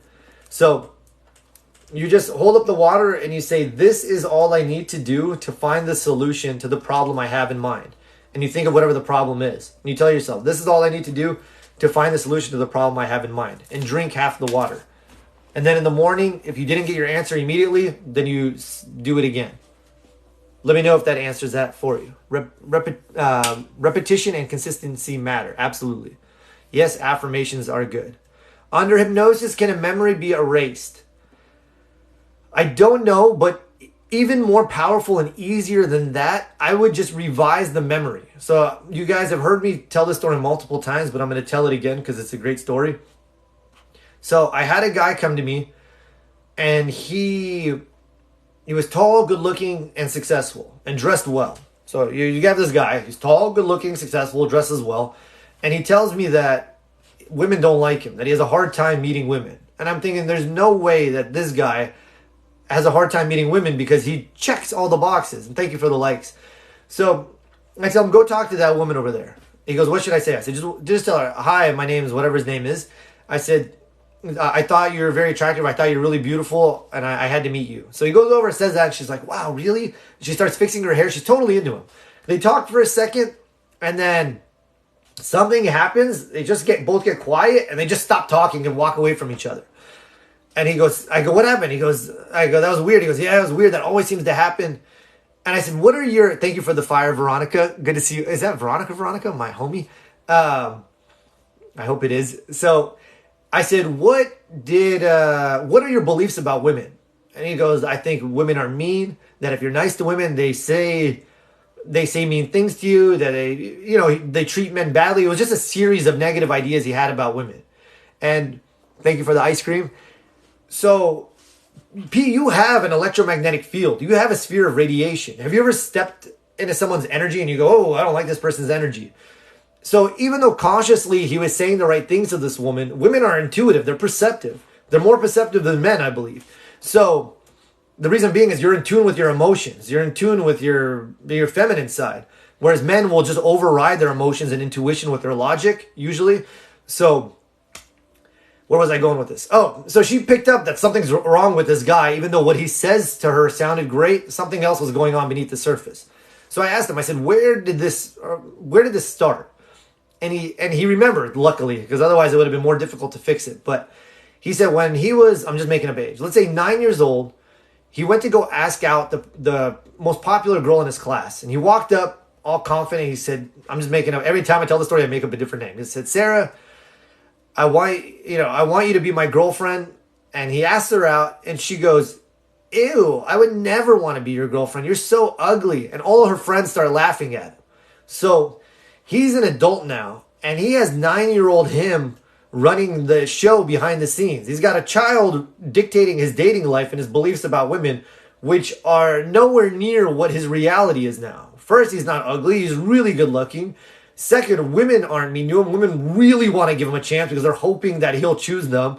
So his reality and his belief system were night and day. So what I did was I regressed him back to that pivotal moment where he's about to approach her. But I said, before you approach her, I said, see her now. And see her excited. See her bright. She's so enthusiastic. She's so grateful that you're going to ask her out. Make her even more excited. See her just giddy. Oh my God, today's the day. You're going to ask her out. See all this good energy, gold pouring forth from her, all these loving vibrations. Now walk up to her. She's getting more and more excited. Now ask her out. See her saying yes. See her embracing you and kissing you. She's so happy. She's so grateful you asked her out. She's actually chosen by you. See all of her friends celebrating. Make the image even brighter. Make it even more powerful. And I kept doing this and he woke up. He's like, yes, like I got it. So we took that negative image. We didn't have to erase it. We replaced it with a new positive image, and your subconscious doesn't know the difference between what's real and what's false. So we replaced it with this new image of how we wanted things to go. And it said, oh, okay, this is how things go. And after we finished that session, I go, I don't know if it's the first one or the second one, but I go, and he goes, I'm already ahead of you. And he just runs up and he gets this woman's number and it goes smooth. And then he goes up and he gets another woman's number and it goes smooth.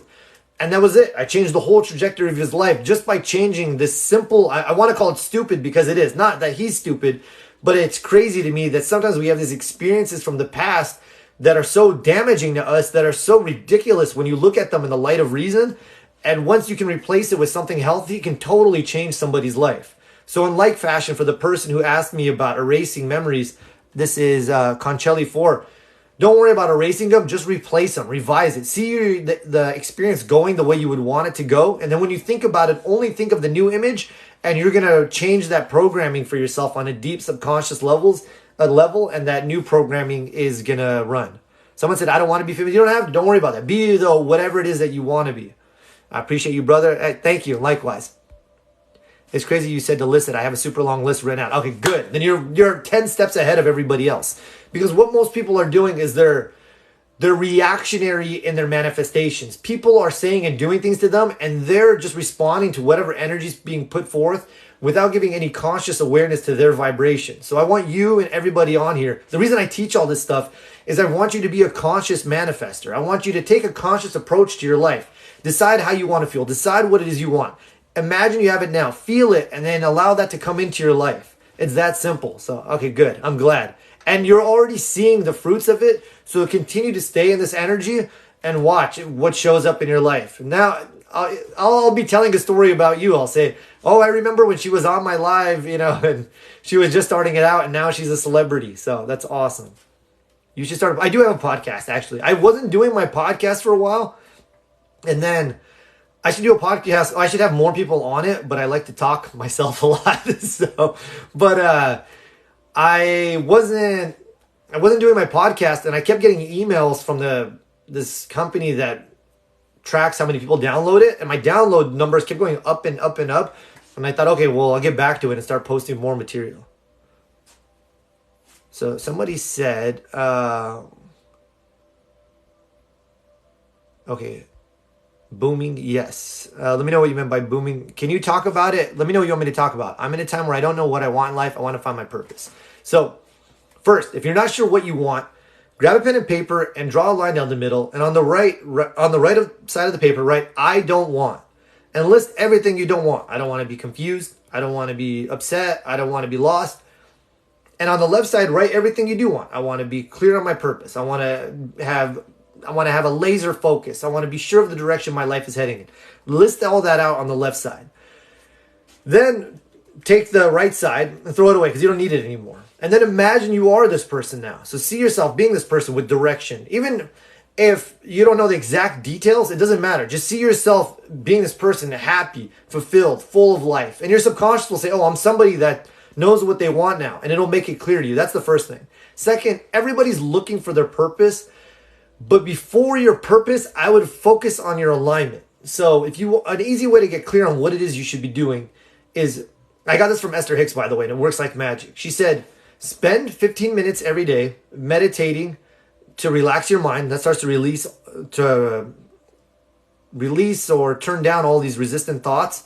And it allows that wellspring of joy to come through you. And then she said, do that book of positive aspects exercise I recommended earlier. She said, do that every day for a week. She said, what's going to happen is usually within 3 days, you'll have so cleared up the channel between you and your higher self that inspiration and insights will occur and you'll get the answer to what it is you want.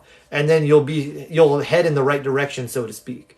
The reason that you're not sure on what to do and what it is you want is because you've spent so much time in resistant thought that channel is muddled, so to speak. So you want to clear that up. So spend 15 minutes every day meditating, then spend 15 minutes on your book of positive aspects, and then during the day, don't focus on being confused or lost or any of that. You want to keep all of your resistant thought down to a minimum. So just focus on what feels good. And if even somebody or something comes up that's negative, or somebody brings up something that's negative, take your attention and mind off it and go back to feeling good. There's nothing more important than you all feeling good. Your vibration is what creates your reality. It's what attracts, thank you for the gift. It's what attracts everything to your life. And so you want to focus on feeling good and do that for a few days. There was a time a couple of years ago, I wasn't sure what to do. I was working at this business. It closed down. I needed to get a job. Nothing felt right. So I did that exercise. I said, you know what? I'm going to not worry about this, what my purpose is. And by the way, sometimes your purpose changes as you go through life. You're super into this, then later on you're super into this, then later on you're super into this. But anyways, I wasn't sure what to do. So I said, I'm going to do this exercise. So I would meditate for 15 minutes every day. I'd do my book of positive aspects. The first day, nothing happened. The second day, I finished the book of positive aspects. Nothing had happened, but I said, you know what? I'm putting forth the right energy. I'm clearing up the channel. And I told myself, I said, I was probably unclear for a long period of time. So I said, I'll do this, even if it takes a week. I'll do this process until I get the inspiration that I need. And I went downstairs and I was getting a cup of water with some ice, and I was putting some ice in my cup. And I just got this insight. I said, whoa. I said, I should sell BMWs. And I had never worked in the car business. I had never even considered working in it. And I went upstairs and I emailed this BMW dealership by me. I sent in my resume. And just then, prior to me sending in my resume, I wonder if I came up with the idea or the GM came up with this idea. And I'll explain what I mean. Just prior to me sending in my resume, the general manager of the dealership said, we're not hiring anyone unless they have a college degree. I don't want anyone else coming in here unless they have a college degree. And then my email came in. His assistant showed him. She said, oh, what about this guy? And he said, perfect. This is exactly what I want. Bring this guy in right now. And she called me and I came in and I got the job. And then that led to me getting a promotion at another dealership, and then led to all these great things. So, but it just started with that inspiration, me clearing up the channel, and then me trusting that inspiration when it hit. Okay, cool. Thank you for the gifts. Thank you, Salma. And thank you, Veronica. I said this, understood the assignment. Awesome. Thank you, Tony. You're welcome. Bianca, what do you say? Oh yeah, I answered this. Cool. Let me know if you're clear, Bianca, on what to do. If you're not, I'll repeat it again. Appreciate it. Watching your lives put me in a high vibrational mood, sending thankful vibes. Awesome. I would have never thought, by the way. Oh, okay, awesome. I appreciate you too, and I'm glad you're here, and I'm glad you're on this live, and I'm glad you're thriving. You're doing what it is you love to do. You're going after it. So, okay, there's a few questions. Oh yeah, here's what I was gonna say. I would have never thought that all of this inner work that I did would have had. So there's direct effects and indirect effects. I've spoken about this, not on lives, but I've just spoken to some of my friends about it. It always trips me out. I originally did this because I wanted to fix my own life. I started studying all these esoteric teachings. I started seeing all these people because I wanted to know what is the truth of life. And then after that, I wanted to know, and how can I help people? How can I give them the meat and potatoes or create immediate results for them? And so I would have never thought that all of this change I did within me would benefit so many people later on. It amazes me. So I'm glad you guys are enjoying this. Do I use tarot? Sometimes. So if I do, all I tell myself is I'll hold the deck and I'll tell myself the infinite intelligence of my subconscious mind will reveal to me the correct card for whatever. It's the same process as the glass of water technique. So I'll say, but the infinite intelligence of my subconscious mind will reveal to me the correct card for, and then I'll list whatever the problem is, and then I'll go and pick up the card, and then usually it's the right answer. How can I be confident by visualization without going Kanye delusional? See yourself, what is... Okay, I just wanted to undo that. See yourself as totally confident. I would see an image of yourself as totally confident in the distance, smiling big, looking great. Make it bright, bring it closer, make it brighter. See yourself even more confident, bring it closer. See yourself even more confident. Merge with the image and see and feel yourself totally confident, totally sure of yourself. And then every day show yourself that image from the first person point of view, and then start to affirm, I'm confident. I like what is confidence? Confidence is, well, first, confidence comes from competence. It's doing something a number of times correctly until you feel confident in doing it. So you can set a series of small goals. They can be really tiny. And as you do each one, your confidence in yourself will start to build and you'll have high self-esteem. That's one. Two, I would rather you go the Kanye route and tell yourself the greatest than spend too much time telling yourself how you're not good enough. So many people are staggered by their humility, and I don't even think it's humility. I'd say it's fear, actually, to talk about how great they are within you. I mean, this is how I see you guys. This is why I get so amped whenever I do these lives. Within you is the infinite potential of God. You're this divine creator and manifestation. There's infinite intelligence, infinite power, and you're walking around, some of you, saying like, oh, it's little old me, what can I do? And I'm like, are you nuts? You could do so much. So I'd rather you affirm your greatness. I'd rather you tell yourself how great you're going to be. I mean, I mentioned Angelina Jolie earlier. She said, Tony, I will be so famous that everybody will know the name Angelina Jolie. And she accomplished it. So, and if anybody else heard that, they'd say, oh, yeah, right, or you're going to be this or that. Don't be, and by the way, if you say how great you're going to be and your friends and family tell you otherwise, one, stop affirming your goodness around them, because you don't want them to bring you down or their negativity to affect your positivity. And then two, if you have friends like that, stop spending your time with those losers. You want people that are winners. If I tell my friends I'm going to do something, they're like, yeah, you're going to. I mean, I have a group of winners around me. So, I mean, my friends win at such a high level that I'm like, Jesus Christ, I got to catch up and earn more money, because the vast majority of my friends are multimillionaires. And they make money. I mean, if you want to talk about money concepts, these guys have unbelievable money concepts. Some of them work just a few hours a day and make millions of dollars every year. But without getting too much off track, you want to tell yourself that you're great, that you're the best. You're the best in your field. You're number one. Tell yourself you like yourself. You love yourself. Be super confident. Forget humility. There's a time to be humble, and that's when you're learning something, so that your ego doesn't get in the way of what's trying to be taught to you. But there's a time to affirm your greatness. When I would go fight in the ring, I wouldn't say, well, like, oh, I'm just Tony, and no. I tell myself, I'm great. I know what to do. I can do this. I can win. I'm a winner, and I'd go after it. And so in like fashion, go after what it is you want. Angelic Dami, I'm manifesting a SP. Why are exes coming back and saying things I want my SP to say? So everybody is responding to your vibration. So you're putting out this vibration of love. And so it's that birds before land thing we had mentioned earlier. You're putting out this vibration, and everybody who's in vibrational alignment with what you're putting forth is coming in. Your SP, though, you're thinking it's a big deal, or this is just my theory, I don't know. You might be thinking that it's a big deal to manifest your SP But these other guys, you've given no resistant thought to. You're like, yeah, I could have them if I want them. And so they're coming in easily, and you've already practiced what it's like to be with these people or that ex. And so the ex comes back saying what it is you want, but I would still persist in the energy. I wouldn't even focus on an SP. An SP, by the way, for those of you who don't know, is a specific person. I would write my ideal relationship and list how you'd like it to be, what the guy looks like, how he behaves with you, how you behave with him, what the overall relationship is like. And then I would just see the end result of what it is and then let the universe fill in the gap, so to speak. I'm not a big fan of manifesting a specific person because a lot of it, you're dealing with a power that's infinitely abundant, and a lot of that is a scarcity mentality. It's got to be this person. So that's my thoughts on it. But I have conflicted thoughts because some people know intuitively I'm supposed to be with that person and it is the right person. But sometimes it's not, and they're just overriding their intuition and trying to force it on somebody. So only you know what's best for you. So if you really feel intuitively this is the right person, by all means see yourself with that person. But usually I would recommend focusing on the end result. Hey Tony, what are good affirmations for being a priority in someone's life?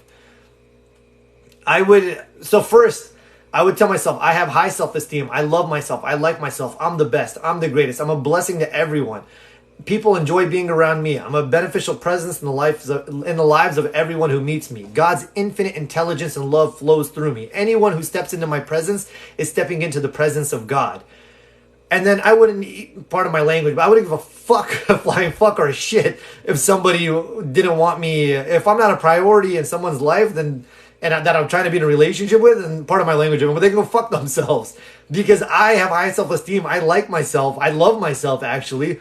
And so I love myself to the point where I'm not going to tolerate me being, not a priority, or me being second option or something along that line to somebody. So I wouldn't even focus on them at all. I would build my self-esteem up to such a high degree, to such a high level that that person would want to be in my life. They'd say, wow, this is such a high value person. And two, if they didn't, then I would keep vibrating at this high level and I would manifest everyone and everything that I want. So that might have been a little bit harsh, but that's how I would approach that situation.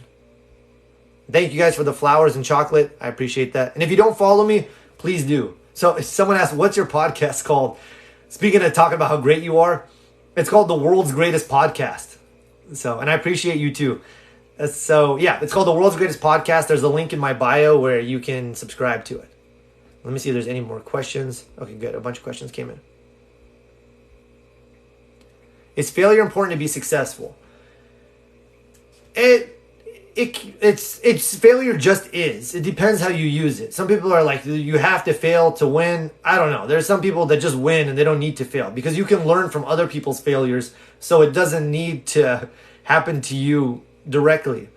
So, but if you do fail, just use it as an opportunity for growth.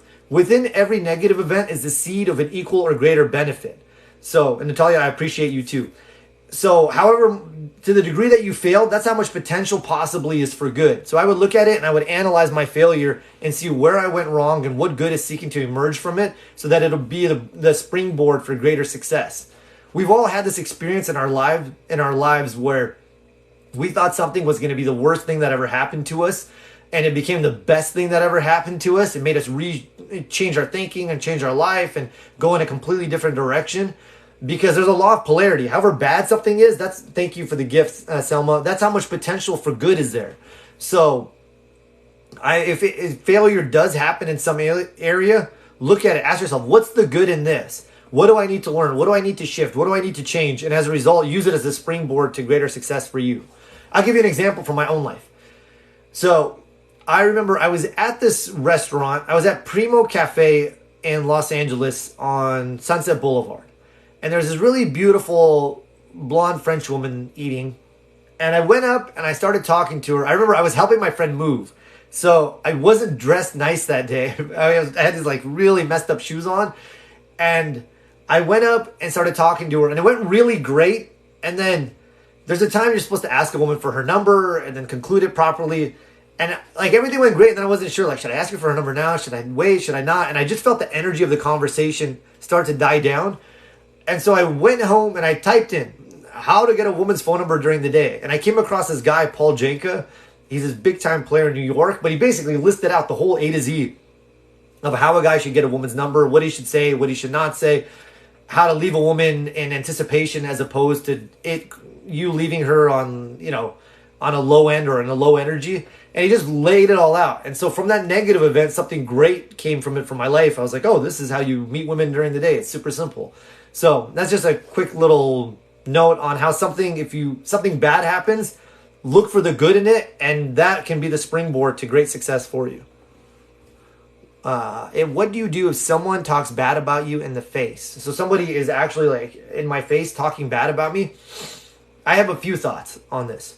First, it reminds me of when people ask Esther Hicks. Esther Hicks is the famous metaphysical teacher.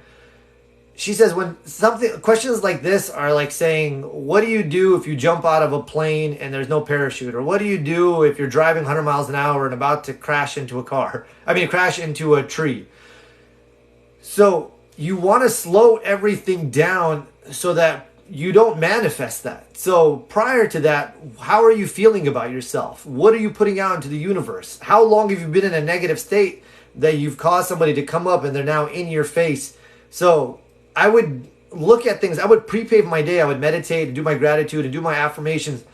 And I would affirm that people are courteous. I do this actually before I go out. I say people are courteous, they're loving, they're joyful, they're respectful, they're enjoyable to be around. I'm enjoyable to them. I'm enjoyable for them to be around me. And so I pre-pave my day. So it's as if I'm hitting the brakes, or not even hitting the brakes. I'm staying on the road. So, the trees are just a beautiful view for me. I don't actually have to go into it. So, in like fashion, I would slow down and take those steps prior to somebody being in my face. Now, if someone's saying something bad to my face, I wouldn't. I like and I love myself too much. I wouldn't tolerate that type of behavior. If somebody can't talk to me with respect and courtesy, then I don't want them to talk to me at all. I would just conclude the conversation either friendly or very directly, and that would be the end of it, because I wouldn't tolerate that type of behavior. So that's what I would do. I would just end it, and I wouldn't let them say something bad about me. Let me know if that helps or not. So I don't know if you want this deep metaphysical exercise, but, and by the way, actually I do have something good to say about you. Whatever they're criticizing about you is usually what they don't like about themselves. It reminds me of this girl that I knew. She always used to say she would call this girl a slut, and this girl a slut, and this girl a slut, and this girl a slut. And I was like, what is up with this woman? Why does she always call these women all these bad names all the time?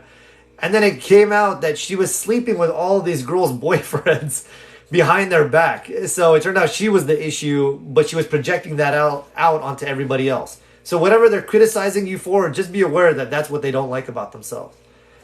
And thank you, Geek Edir. I hope I'm pronouncing that correctly. I appreciate that. Have you met your higher self? If you did, how did you get there?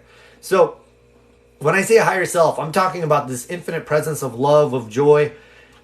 I had a DMT trip. I can't go too much into it because I don't want to get banned off the live. I talked about it once and they kicked me off. And then I got banned off TikTok for 6 months once because of it. So I can't go too into it. Otherwise, I would tell you my whole experience with it. But you don't even have to do DMT. You can just meditate on God. You can take a spiritual attribute, love, peace, harmony, and meditate on it every day for 5 or 10 minutes. And you're taking this big idea that's positive and broad and logical, and you're impressing it on your subconscious, and it'll start to manifest it in your life. Joseph Murphy said before you go to sleep every night, he said everybody wants wealth and they want success. So he said just repeat these 2 words over and over and over to yourself: wealth, success, before you go to sleep, and it'll impress these 2 big ideas into your subconscious, so your subconscious will start to manifest it into your life. I appreciate you sharing your knowledge. Oh, okay, awesome. Well, thank you. I'm glad you're here so that I have somebody to share it with. Let me see if there's any more questions. If there is not, then I'm going to let everybody go fly. And if there is, then I'll answer whoever's questions are coming up. Okay, cool. Someone said harsh. When my relative said I was fat, Nas honey, I went in the toilet quietly and I shook it out. Oh, that's a good thing. I'm glad he did that. So, if you look at, I got this from Eckhart Tolle, the author of The Power of Now. He said, if you look at when ducks fight, ducks will fight, they'll come together and fight, and then after they fight, they shake themselves off and release the energy. He said only people, after they fight, they go and think about it some more, and they make it worse in their minds than the actual experience. How long was the fight? It's usually 10 seconds, a minute. Some person said some bad words. But then you internalize it, and you take what they said, and you allow those seeds of negativity they gave you to grow in your consciousness. So don't be like that. You can either just say, oh, if there's someone saying something negative, you just say, oh, and that means you're just turning it in a loop and just releasing it. Or you can do like you did, just shake it out. Or you can just tell sometimes somebody will say something, not mean, but let's say, I'm going to use you as an example. She said that you're fat, which is not obviously not a pleasant thing to say, but you say, oh, I feel like I'm doing great and you look so skinny and you look great. So you affirm something positive about you, and you gave them something positive about themselves or about themselves. And as a result, you're better and they're better. So try that out. It works. It's a good exercise. By the way, this reminds me of, if you guys want to hear some interesting metaphysical stuff that I do to my friends that gets results with them. I read in Edgar Cayce's book. I wish I could find which book it was in. One day I had some time. I was at Barnes & Noble and I picked up an Edgar Cayce book. For those of you who don't know, Edgar Cayce is the greatest psychic who ever lived. He would put himself in a trance and people would ask him questions such as, where can I find oil? And he'd say, go out to Texas, go to Austin, drive 6 miles, get off the freeway, walk 10 feet, and then dig 6 feet, and there's oil there. So he was super specific. He wasn't just saying general stuff. And he wanted to see how ideas that are given to a person would affect them. Could they create health or could they create sickness? And so he had this guy, totally healthy guy. And the guy went to work and he had the guy's manager tell him, hey, I'm just making up a name. Like, hey, Jose, you don't look that well today. And Jose is like, what are you talking about? I feel great. And he's like, oh, I'm just saying you don't look that well. And he's like, no, I feel great. So then he has another one of Jose's coworkers tell him, hey, Jose, you don't look that great today. And he's like, what? I feel great. I feel totally healthy. So he has a few coworkers all say this. And then by the third one, Jose is like, before he was saying, I feel great. Now he's like, well, I kind of feel off. Maybe I'm coming down with something. Then Jose would always go to his bar, a bar by his house before going home.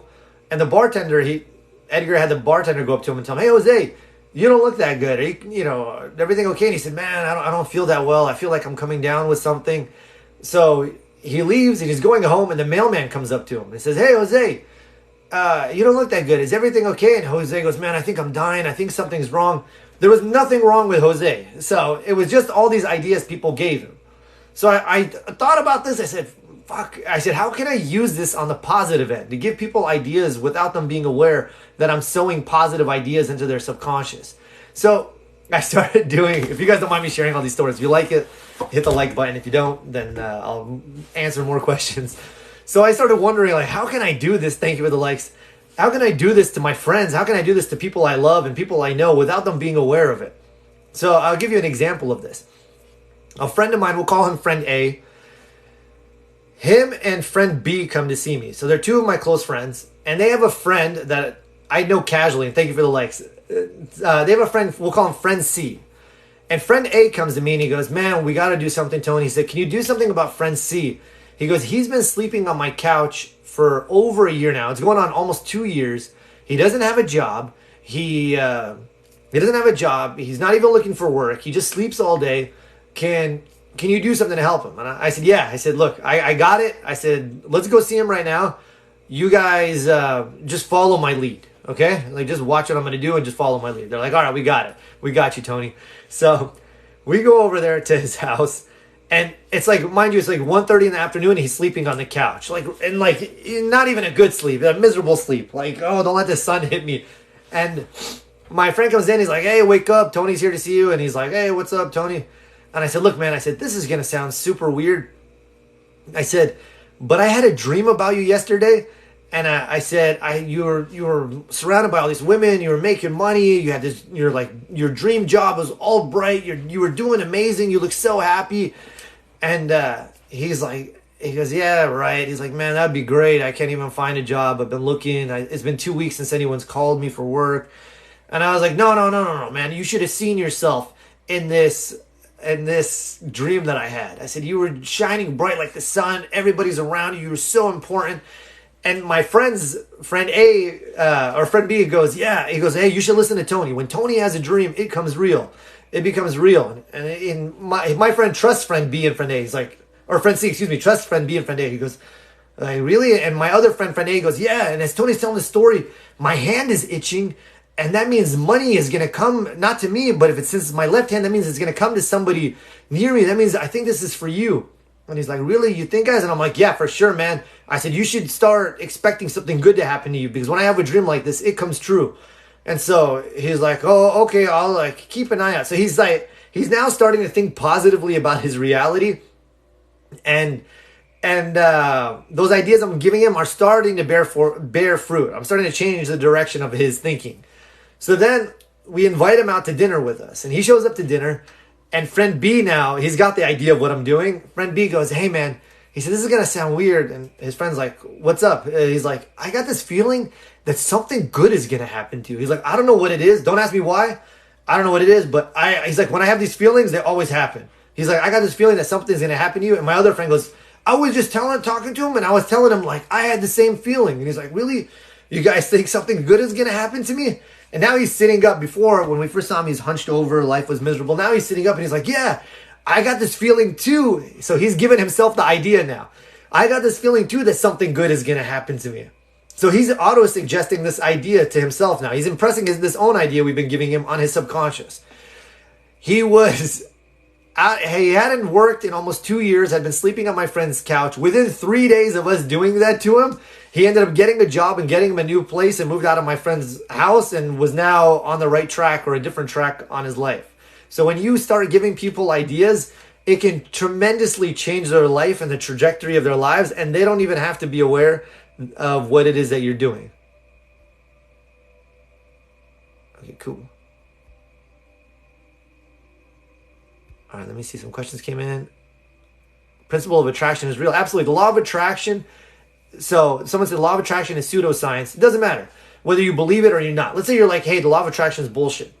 Either way, your thoughts lead to your feelings, which lead to your actions, which lead to your results.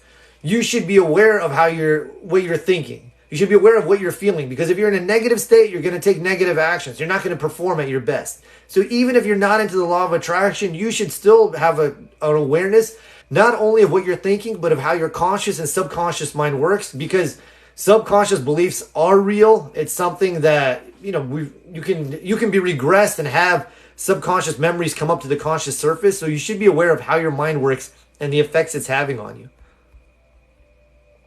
All right, thank you. How to manifest a dream job in 1 week. I would just write out my dream job.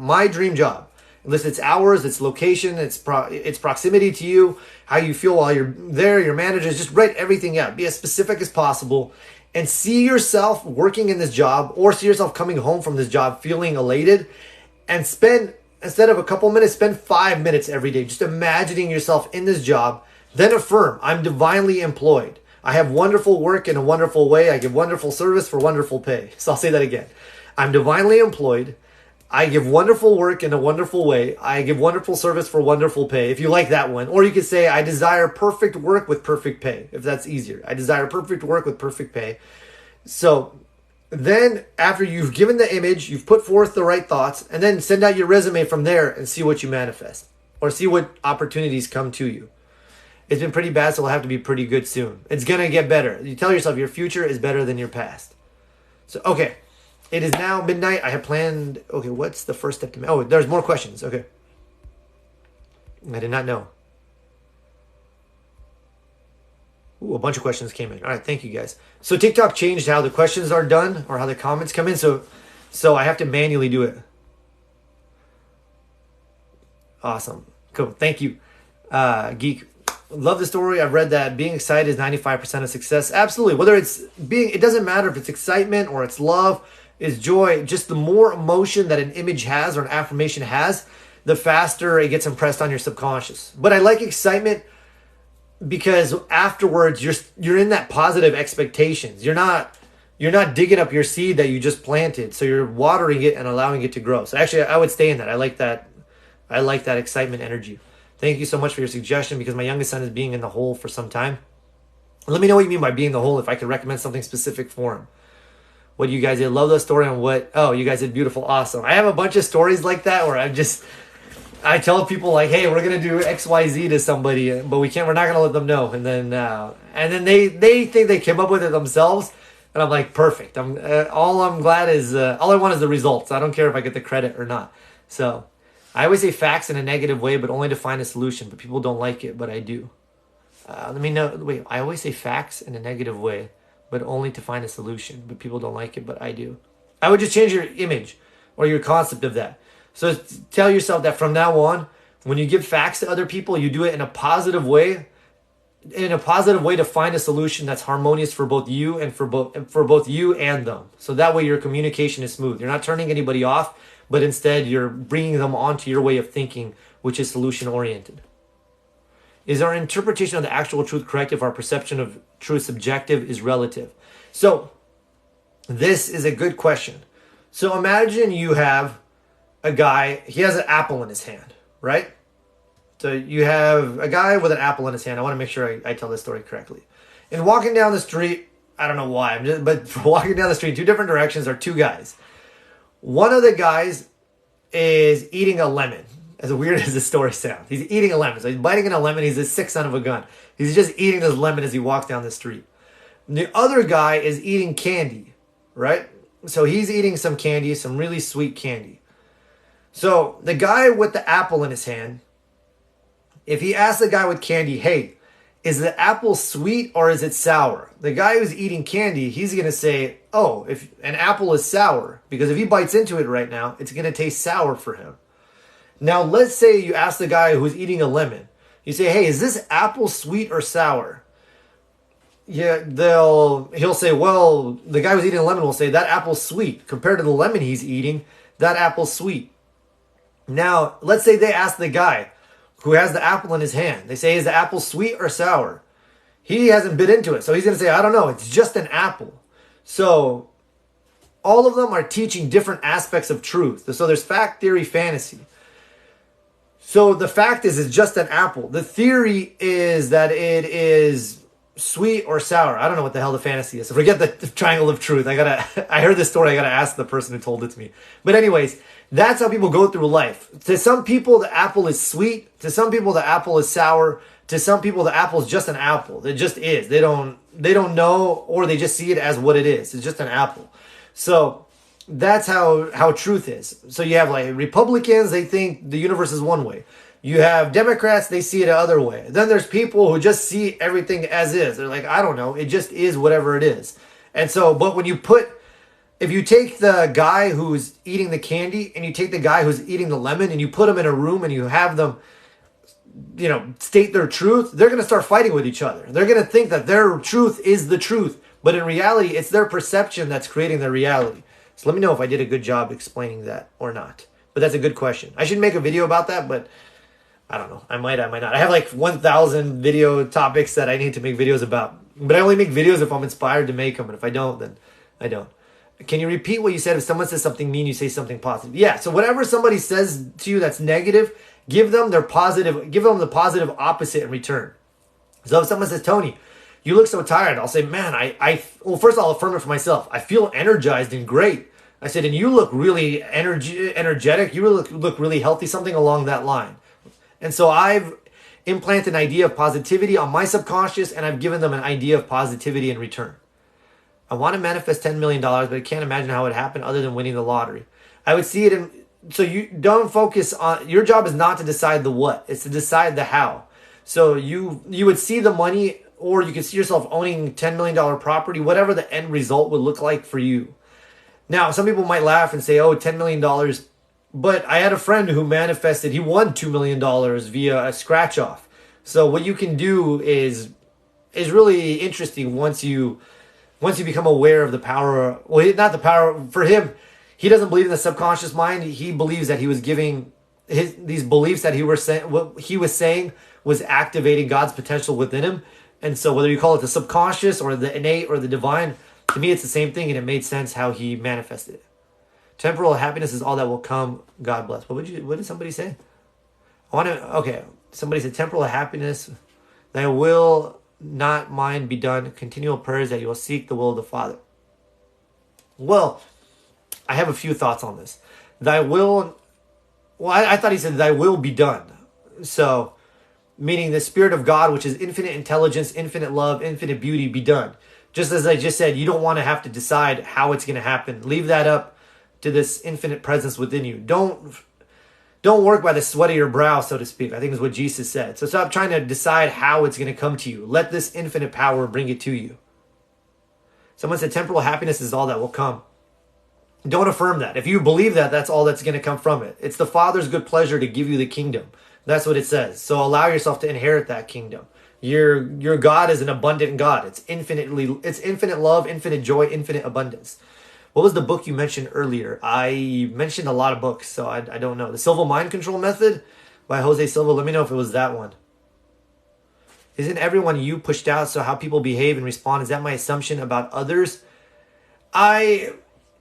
Yes and no. So they're responding to your vibrations, which is causing you to attract the certain people in your life. And based on your belief systems, that's causing your vibration, because that's causing you to think and feel a certain way, which is causing these people to manifest in your life. So I would say, yes, they are. But some people are like, the reason I say yes and no, some people believe no one else in your world has free will. I don't believe that. And Neville himself didn't believe that. Neville said everybody has the right to choose whatever it is they want for themselves. So if you're trying to manifest somebody, but they don't want what you're manifesting, he said, if you send somebody a gift and they don't accept it, who does it return to? It returns to you. So make sure you're sending people love, peace, harmony, and so on. What's the first step to manifest? And the first step is to decide. Here's an easy process. It's the SPEC process. I got it by Helen Hadsell, the contest queen. She won every contest she entered. She said, just remember this. It's called SPEC, S-P-E-C. Select it. The first step is decide, what do you want? There's nothing that's off limits to you. Just get clear on what it is you want. She said, then project it. See yourself in the end result, having what it is you want to have, feeling as if you have it now. She said, then expect it. Have positive expectation that it's taking place. Don't doubt it. Just a little bit of doubt is enough to get you off track. Just as when you're going to a location, if you're 1 degree off, you're going to arrive somewhere totally different. So she said, have positive expectation. Just as when you order a package from Amazon, you know it's on the way. You don't doubt that it's not going to come. Have more faith in the universe than you have in Amazon. So expect that it's on its way. And then lastly, collect it. So select it, project it, expect it, collect it.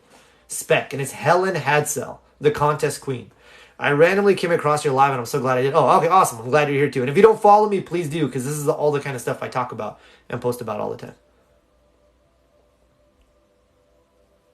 So, okay. So, hold on. I want to talk about the Neville thing first. What do you think of Joe Dispenza? I love Joe Dispenza. I love him, love him, love him. I want to kiss him on his head one day. So he takes the scientific and merges it with the spiritual and does a great job. So he brings a scientific approach to all this mystical stuff or all this metaphysics. So it validates or validifies, whatever, either word you want to use, all the stuff that I talk about. I'm going to check out YouTube. Awesome. Check me out on YouTube. I have a great channel. And I have a ton of meditations for you guys and affirmation tracks.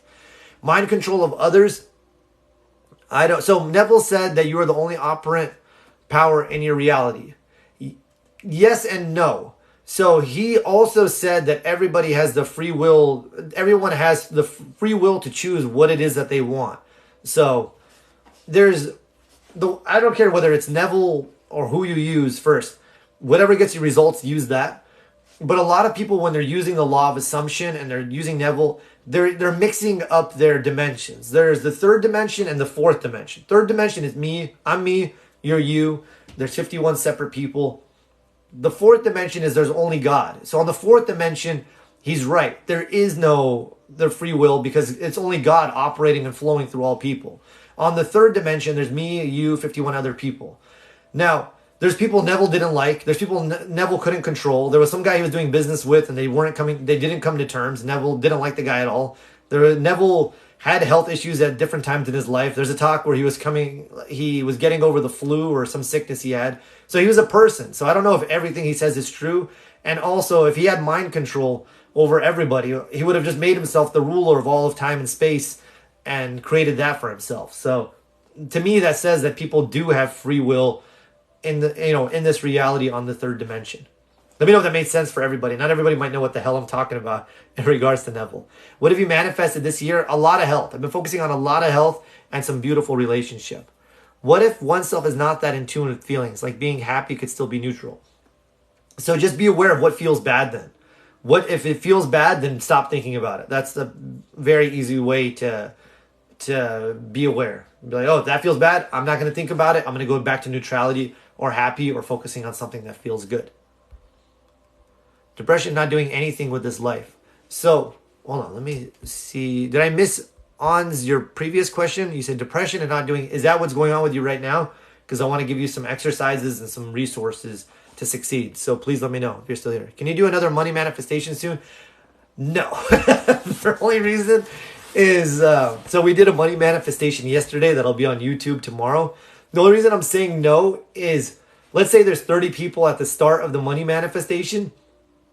People who are new that are coming in don't know what the hell I'm doing if they just jump in the middle of the manifestation. So, especially since I have you guys visualize stuff for long periods of time with my eyes closed, so I'm not talking and you guys aren't commenting. So it looks, I imagine it looks strange to them. And I enjoy doing, actually I could probably do a money manifestation if I do a short one. I just don't want to do that long 20-minute one. We did one or maybe a week or two ago, where I had everybody visualize themselves receiving $10,000 and everybody receiving $10,000. And a girl or a woman wrote me that she got $3,000 unexpectedly from that afterwards.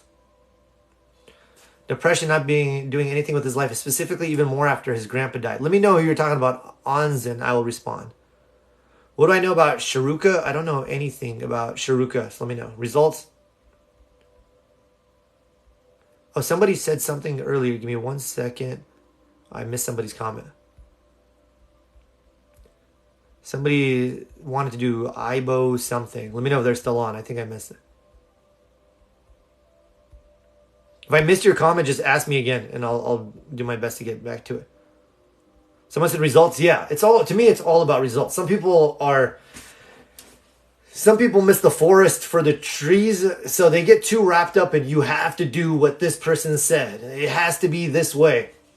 And I'm like, no, it doesn't. I don't give a damn if you use the 369 method, if you use vision boards, if you just affirm something once, if you use imaging. They're all tools to get you the results you want in your life. So whatever works for you, do that. Some people I know, they like candles, and they believe that this is an offering to the angels above, and they believe that works for them. These angels protect them, and they get results. I'm not going to argue with them. As long as they're manifesting what they want, if they're happy, healthy, and wealthy, then I'm not going to say anything. It's not my job to. My job is just to give you the tools and the know-how to do whatever it is that you want. And for each person is going to have what works best for them. Some people love making vision boards. It really gets them into the energy of having what it is they want. Other people just love imaging. They love closing their eyes and feeling as if they have it now. To me, I don't care one way or the other. As long as you're getting results, that's all that matters to me. Zoom it. I love listening to you. You're awesome. Oh, thanks, Veronica. You're awesome too. Thank you. Thanks for answering my question. Just got into Dispenza a few months ago. I think he's really good. He's really good, and he walks his talk, which I like. I've met other teachers. I'm not going to say who, but Joe is somebody, he walks his talk. He's on the level. He does his work every day. So I think he's freaking awesome. I know a lot of stuff, but he does a great job of knowing all these science. I need to read some more of his books just so I know all the science behind everything. So, all right. I think, let me see, is there more questions? Oh, there are more questions. Good. Understanding, do you believe in synchronizations like numbers? So Neville said all of those type of signs are a reflection of the images that you had in your mind. So it's letting you know, manifesting being, yeah, my mood, my boy's on here. That's right, boy, you got this. If you need, I was going to message you earlier, so I'm glad you're on here. I hope you're still on here. So if you need anything, message me. and I will get back to you, because you had said that you wanted my help with something. So I was going to message you earlier because I never heard from you. But that's right. See yourself celebrating, performing at your best. I mean, you know what to do. You know how to perform at your best. You know how to win. So, and I'm rooting for you, brother. Do you believe in synchronizations like numbers? So, yes, but I'll explain something different. So, I'll start. Let's say I start imagining I want a white BMW. I have a white BMW, but I start imagining I want another one for whatever reason, and I'm seeing myself in a new white BMW. And then I start imagining I want a white BMW. I have a white BMW, but I start imagining I want another one for whatever reason. And I'm seeing myself in a new white BMW, and then somebody mentions it to me. I started with the image, and now they're reflecting back out to me what was taking place in my consciousness. That's how I look at it. Is about what I told you about my son. Oh, okay. So you said I got you. Depression and not doing anything with his life, specifically even more after his grandpa died. Okay, I got it. Okay. I'm not going to go live. So I've been getting invites from people to go live while I'm talking. And the last one I got was maybe it's my concept of it, but they're always the strangest people who send me these. So I'm not accepting them anymore. So this is what you're going to do. You're going to write out, grab a pen and paper, and you're going to write on. Thank you guys for the likes. My relationship with my son, or my son. And I want you to list how you'd like him to be. That he's joyful, he's happy, he's joyful, he's happy, he's healthy, he's making the most of his life. Put in all the traits, even if he's not currently possessing them or expressing them. The potential is within there, but we're going to do an exercise to get that potential being expressed. So you're going to write it out. I would write out my relationship with my son, and then write out my son. So you want your relationship, it's uplifting, it's joyful, it's blessed, he's a blessing, he's high energy, he's doing so great with his life, you're so proud of him. And then write out all these things that he's not currently possessing, all these traits, that he's making the most of his life, he's super motivated. And write out, so do those two, and then write out 10 things I like about my son. Or you could list 20, or even just 5. But, that he's a beautiful kid, he's got a good heart, whatever it is, list them out. And read this list, all 3 of these lists, and imagine your son being what it is that's on this list. Sorry, Tony, could you spell out the name of the author of the spec book? Oh, yeah. Let me see. I think I have it right here.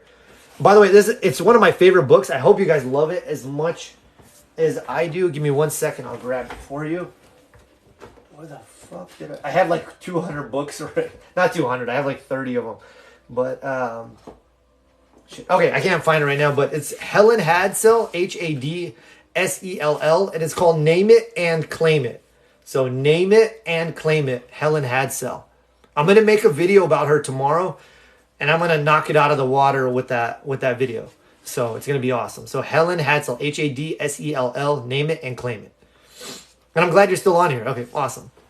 So going back to your son, you're going to list out your relationship with him, the traits that he currently possesses that are positive, the traits that you like him to possess, but just put it as if he has them now. 10 things you like about him. Now, read the 10 things, feel gratitude for him being these things. Imagine that he is these things on this list and read it daily. So my son is all this stuff. 2 things are going to happen. 1, you're going to be impressing these new ideas about your son onto your subconscious, and what's impressed for you will be expressed for him. 2nd, this is a great exercise to do if you're a parent and have kids, if you're a teacher and have students, if you're a manager and have employees. 2nd, as you keep affirming every day that your son is joyful and beautiful and uplifting and healthy and constructive and you have this amazing relationship, everyone has an electromagnetic field. When you take these ideas and start focusing on them, it causes brain cells to begin vibrating. Now, you're welcome. These brain cells, after you finish doing your work, continue to vibrate below the conscious surface. That's why you attract to yourself things later on after you've already finished thinking about it, because those ideas are still vibrating below the conscious surface.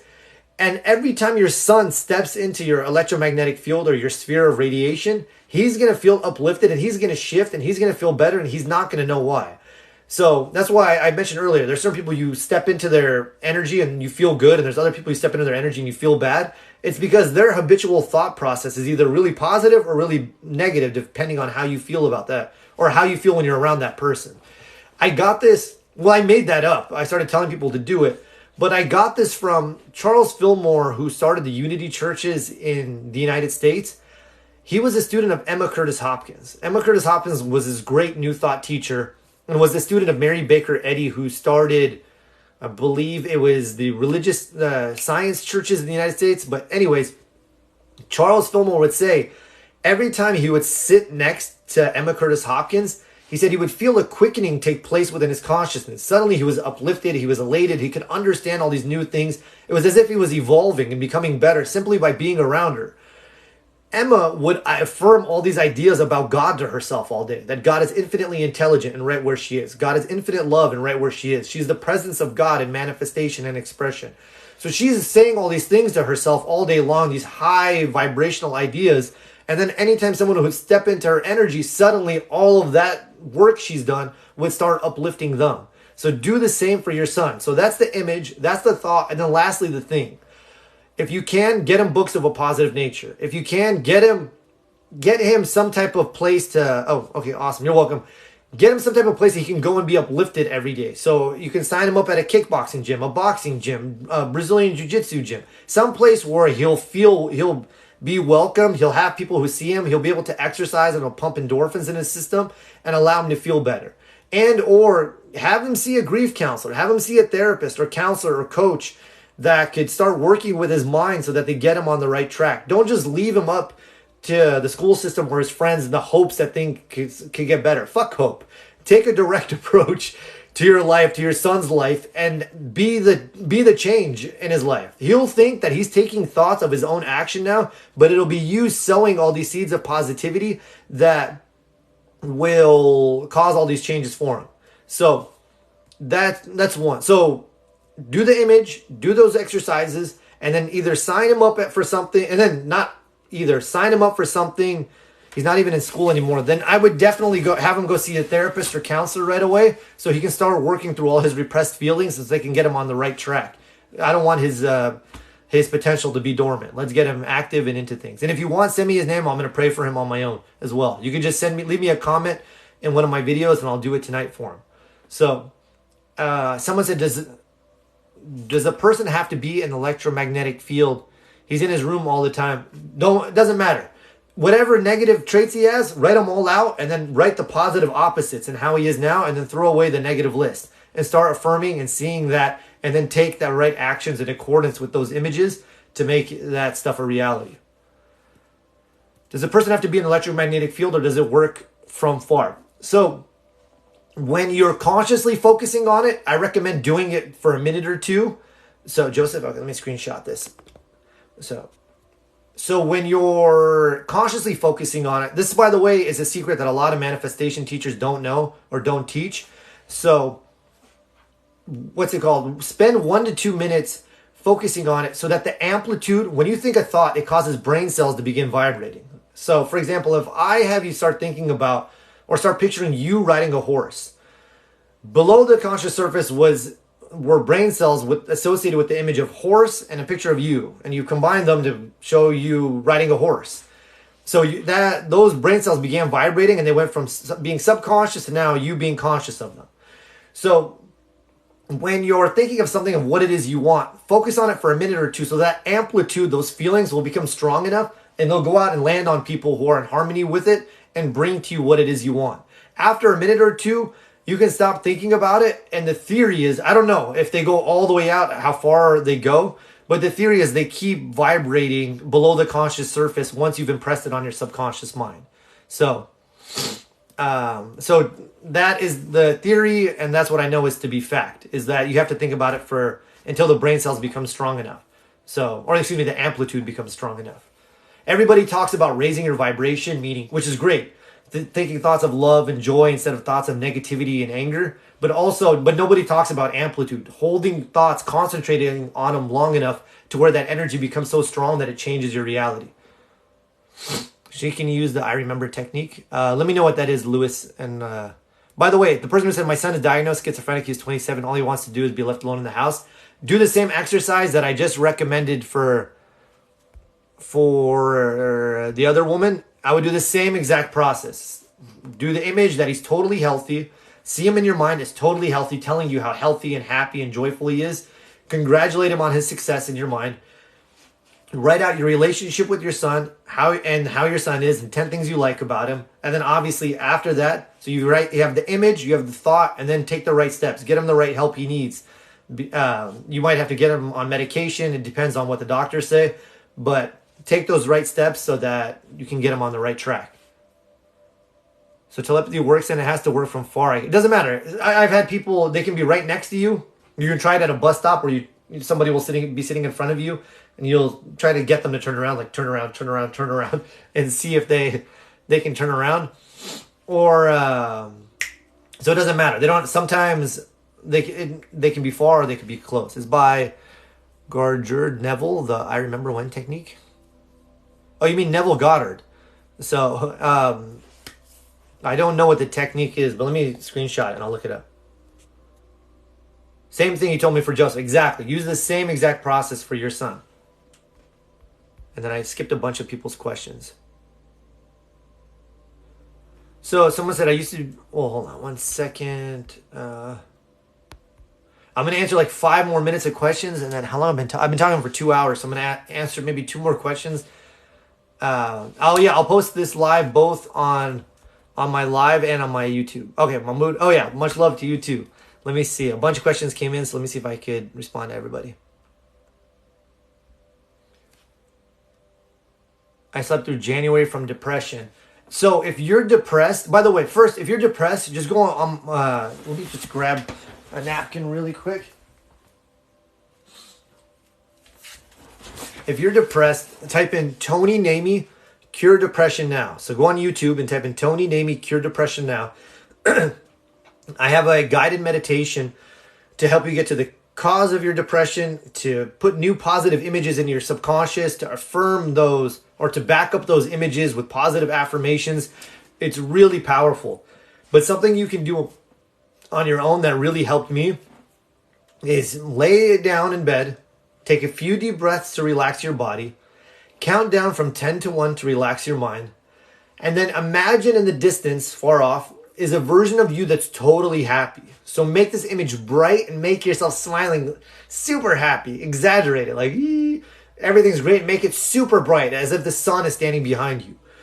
When a person's depressed, they make their images really dark and really hazy. So make this really clear, make yourself really happy, make it really bright, and then bring this image closer and make it brighter, make it clearer, make yourself even happier, just exaggerate it as much as you can, and then make it even closer. See yourself smiling, feel the happiness and joy coming from you, and then merge with the image, and then feel yourself totally happy, totally elated. And go imagine there's a mirror in front of you and you look so happy and walk around in this new happy body, this new happy version of you. The reason I mention all this is your subconscious, remember, it doesn't know the difference between what's real and what's false. So you could have been the most miserable person your entire life, but if you start showing it these images of you being happy, of you being healthy, it's going to say, oh, this is me now. It doesn't care about antecedent conditions. It just cares about what you're showing it now. For example, if I tell you all to imagine a lemon in your hand, and imagine the lemon being cut open in half, and I tell you to imagine you're squeezing the lemon and you see all the juice and it's just coming out everywhere, and I want you to imagine yourself licking the lemon and then biting into it and tasting the tartness, your mouth will start to water, even though there's no lemon there, because your subconscious doesn't know the difference between what's real and what's false. So if you start showing it these images of you being this happy, healthy person, it's going to say, that's me now. So that's 1. 2, be aware of what you're doing to cause yourself to be depressed. So when I was depressed, I would always, it sounds stupid to me now, but I would always close my curtains and go in bed and throw the blankets over my head and sit in darkness. So then, as soon as I would catch myself, it's easier to, if you catch it early on instead of if you've been thinking depressed thoughts for a while. But as soon as I'd see myself about to touch the curtain handle, I'd go, oh, hell no, mother. I was like, you're not going to that place. So I would immediately break that train of thought or that habit, and I would go do something else. I'd go for a walk in nature, or I'd call somebody, but I would immediately change what I was doing. 3rd, anger is a higher state of than depression.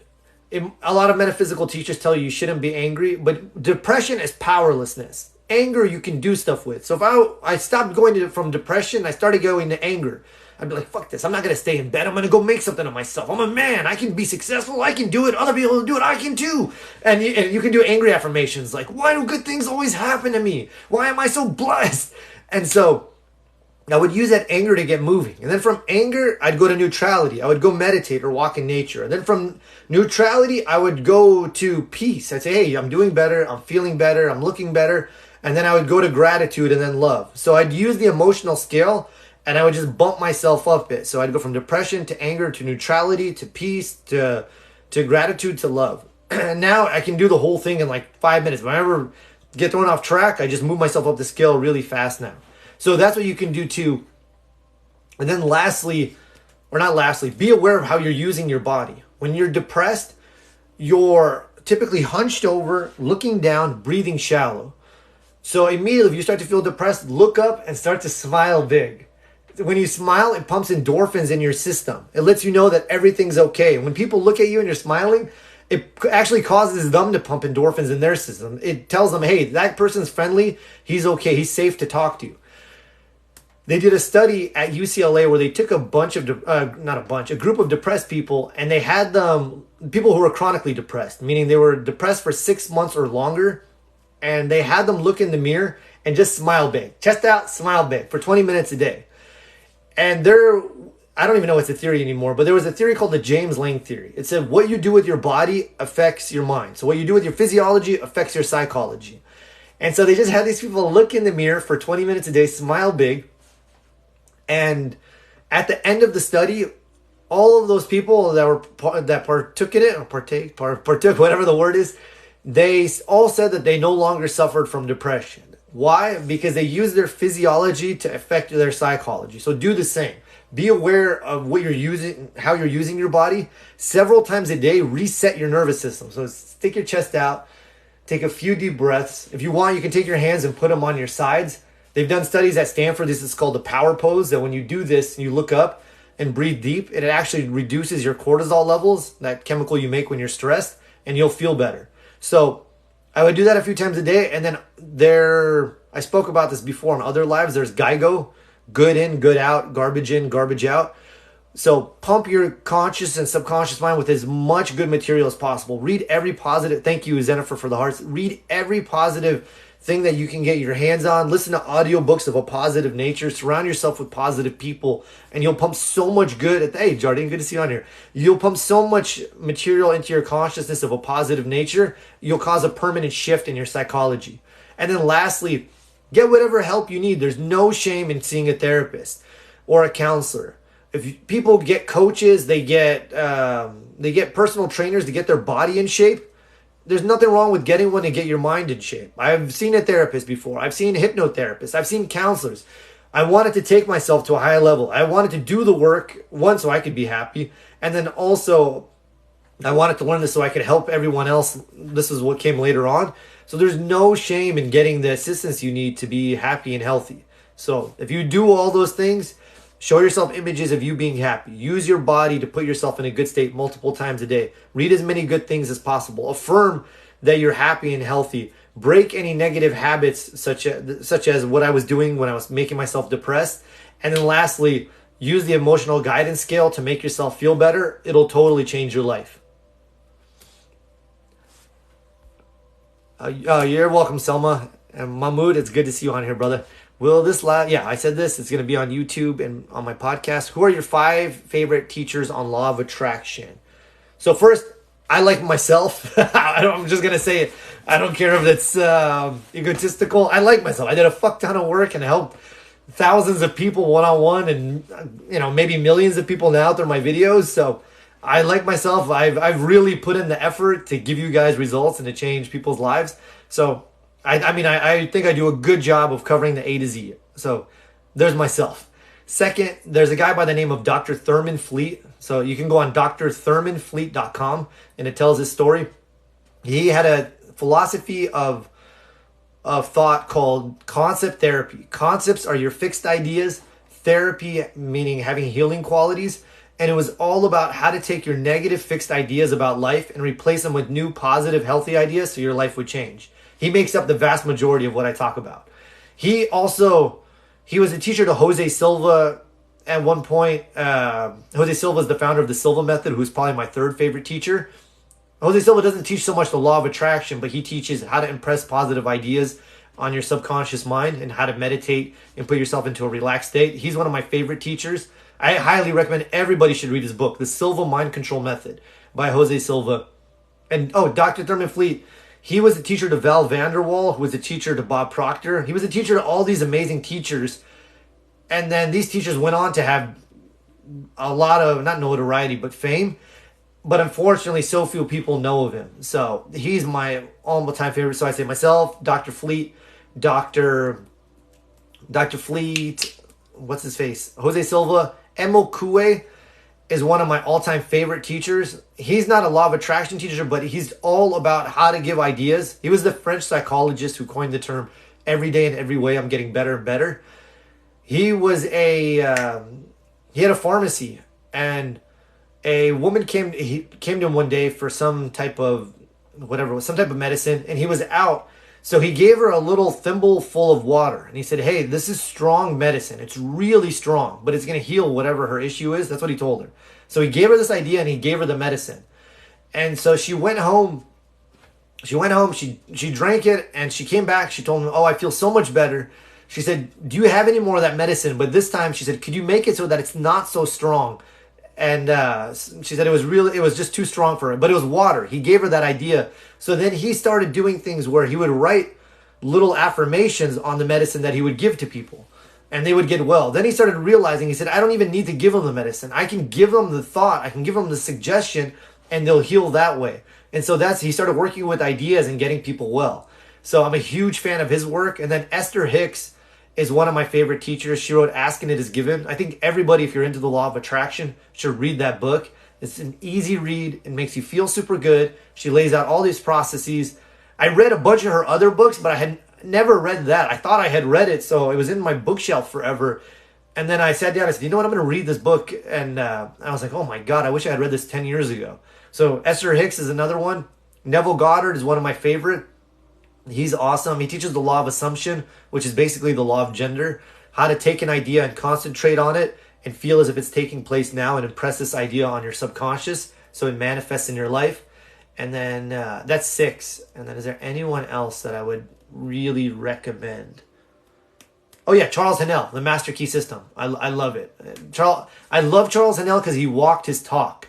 There's so many metaphysical teachers that got rich by teaching metaphysics.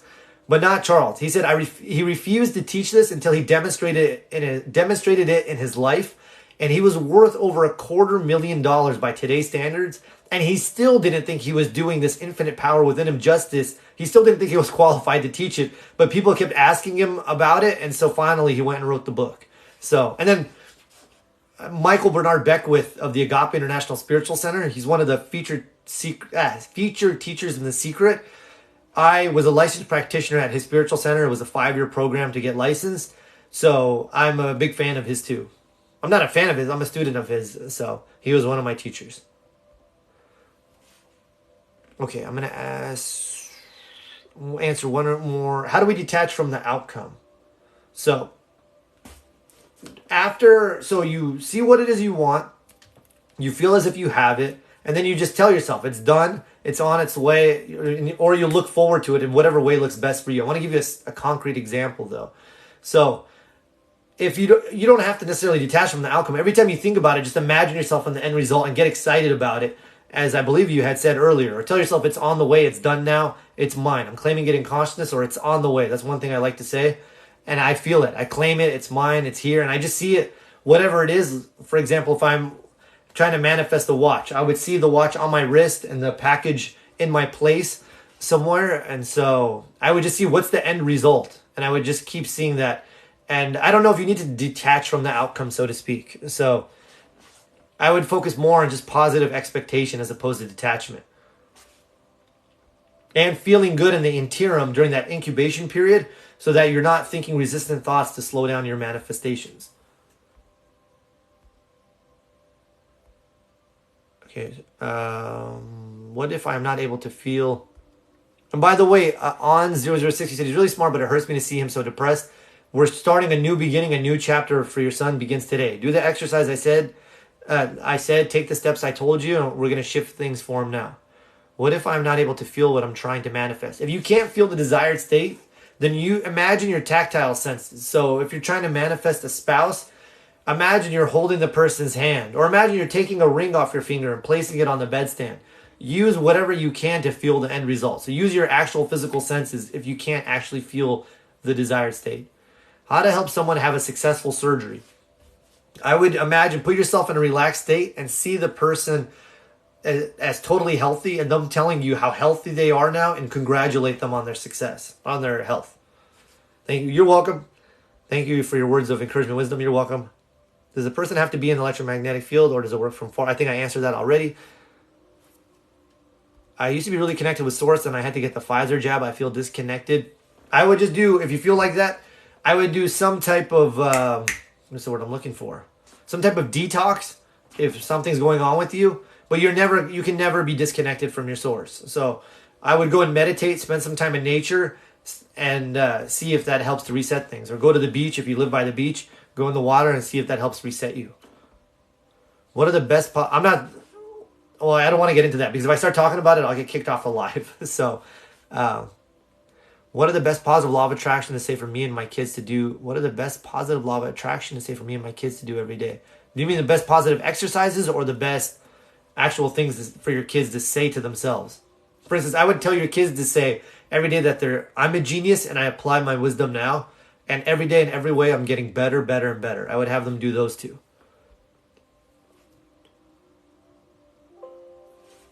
You said, if we plant the seeds, give me 1 second, I have to plug in my laptop.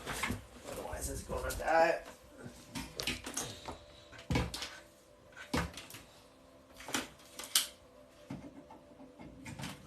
Okay. You said, so if we plant the seeds, then we are the operant power. I believe Neville had resistance towards. I don't think so. I don't, whether he did or didn't, I'm just telling you, this is a method that works for me. So try it out, because I've seen it work for other people. Okay. I think that's everybody's questions. If it's not, well. Hi, Zennifer. Good to see everybody on here. How much are my one-on-one sessions? I charge $150 for 1 hour. So send me an email to set it up. If money's an issue, then I'll work on a sliding scale to help you out. So thank you everyone for the roses. Okay. I'm now taking care of myself, but I have a sugar habit. I need help with eating. So Jardine, go on my YouTube channel, type in Tony Namey, Get Healthy Now. Tony Namey, Get Healthy Now. And I have a bunch of guided imagery to help you get clear on what foods are right for you and what foods are wrong for you to break habits such as that.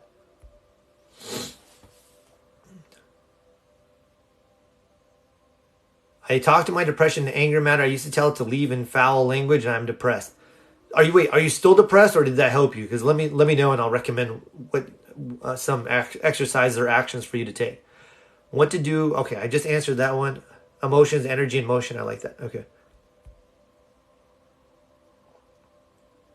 What should I do with my oldest son who's always in a bad attitude? Do the same exercise for your oldest son that you just did for your other son. And then also I want you to work on yourself too, so that you're in the best state. By work on yourself, go see a therapist if you need it. Go see a counselor, read, meditate, yoga, do all these things to uplift your vibration as well. If you're growing, there's that saying by Jesus, as I rise up, I take all others unto me. So as you raise your vibration, you're going to raise the whole vibration of the household.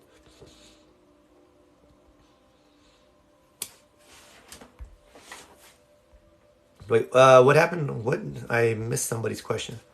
Someone said, how do I get it off my mind? Okay, I've been having a really dark, bad vibe. It started about 20 days ago when my dad had a heart attack.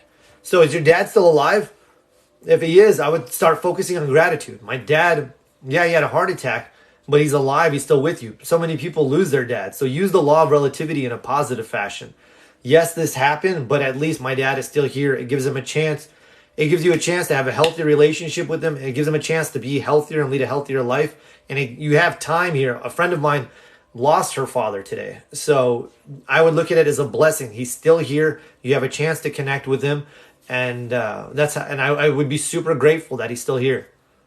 He's an adult age and he won't go to therapy. Okay. So Cassie, are you the one who asked me about your son who's suffering from schizophrenia? then I would still do the exercises I recommended, and I would go see a therapist yourself and ask him what steps he should take, or a specialist, and ask them, what, my son has this issue, what steps should we take to help him? All right, I'm only going to answer one more question because it's 1 o'clock in the morning and I need to get to bed. How do I remove blockages? So what I would recommend doing is, first, thank you, you're welcome. What book do you recommend by Dr. Thurman Fleet? I would recommend, if you can get a hold of it, excuse me, give me 1 second, my nose is running. All right, I'm back. So if you can, the first book I'd recommend is Rays of the Dawn. It's broken up, so the way you read it is it's broken up into all the negative traits and all the positive traits. But you read fear and then you read faith. So you don't read all the negative traits back to back to back. It tells you how to have less of the negative and more of the positive. So you read fear, then faith, then worry, then hope, then anger, then patience. So if you get the book, that's how I would recommend reading it. The rest of his books, unfortunately, the way the organization is set up, you can't get his other books unless you do a seminar. So it's a pain in the ass, I'm going to be honest. So I'd have to go to one of their seminars, then I could buy that book. Then I had to go to another seminar, and then I'd buy that book. And each seminar is $500 or $600. So I wish they would just release all the books, but they won't. So what's it called? That's the only book I believe you would be able to buy of his. And then if you like it, then let me know if you decide to do his introductory seminar. Do you meet in person for a session? What city or state are you in? I do all my sessions via Zoom. So we just set up a time and we can do it via Zoom. You talk so fast, so I couldn't write all of them down, please. I said, well, hold on 1 second. I'm going to see if there's any other questions and then I will answer. So I said, write out my relationship with my son and list his positive qualities. And then I would have him go see a therapist, and then or a counselor, and then I would also sign him up for something such as Muay Thai or kickboxing or boxing, jiu-jitsu, something that would get him around other people, that would get him some camaraderie. He'd be working out with a group that would have him in a social environment and build his confidence and get him in a good shape. And if you could, get him some books too to help him read and grow. Okay. When a comment is grayed out, does it mean you can't see it? No, I still see it. I don't know why it grays it out. So I'm not sure what it means. It's freaked me out. Let me see. I'm not sure what you're talking about, JMV. So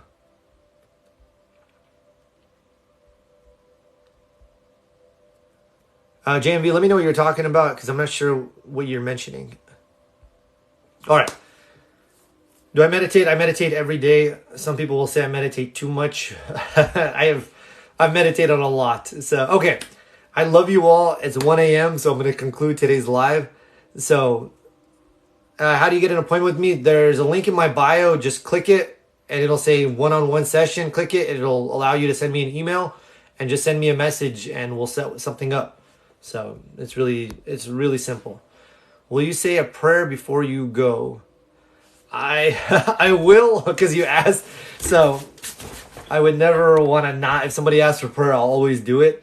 But so yeah, what would you like prayer about? Nothing is off limits, everybody.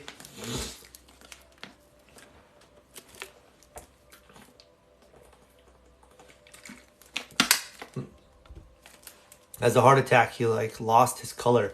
Oh, okay, I see. So excuse me for 1 second. All right. So you said when your dad had the heart attack, he lost his color. I would start doing the imaging. Imagine him every day as healthy, him telling you how healthy he is, how much he loves you, you telling him how much you love him, and then obviously tell him that too, and then help him get whatever care he needs. I love your meditations. Awesome. Tooth health, please. Okay. For all the darkness to leave my life. All right, you got it. Let's have a prayer on health today. Okay. Health, abundance, SP abundance, and joy prayer, the focus to manifest. Okay. Thank you so much. So, let me see if anything else comes in. If not, we're going to get rocking and rolling. We're going to jump into prayer. So everybody, go ahead and close your eyes now. And I'm going to do this too. Go ahead and close your eyes and just take an easy, gentle breath.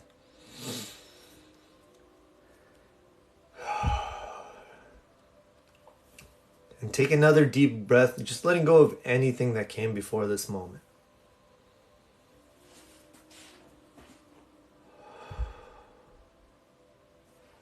And take one more deep cleansing breath, breathing in the breath of God now.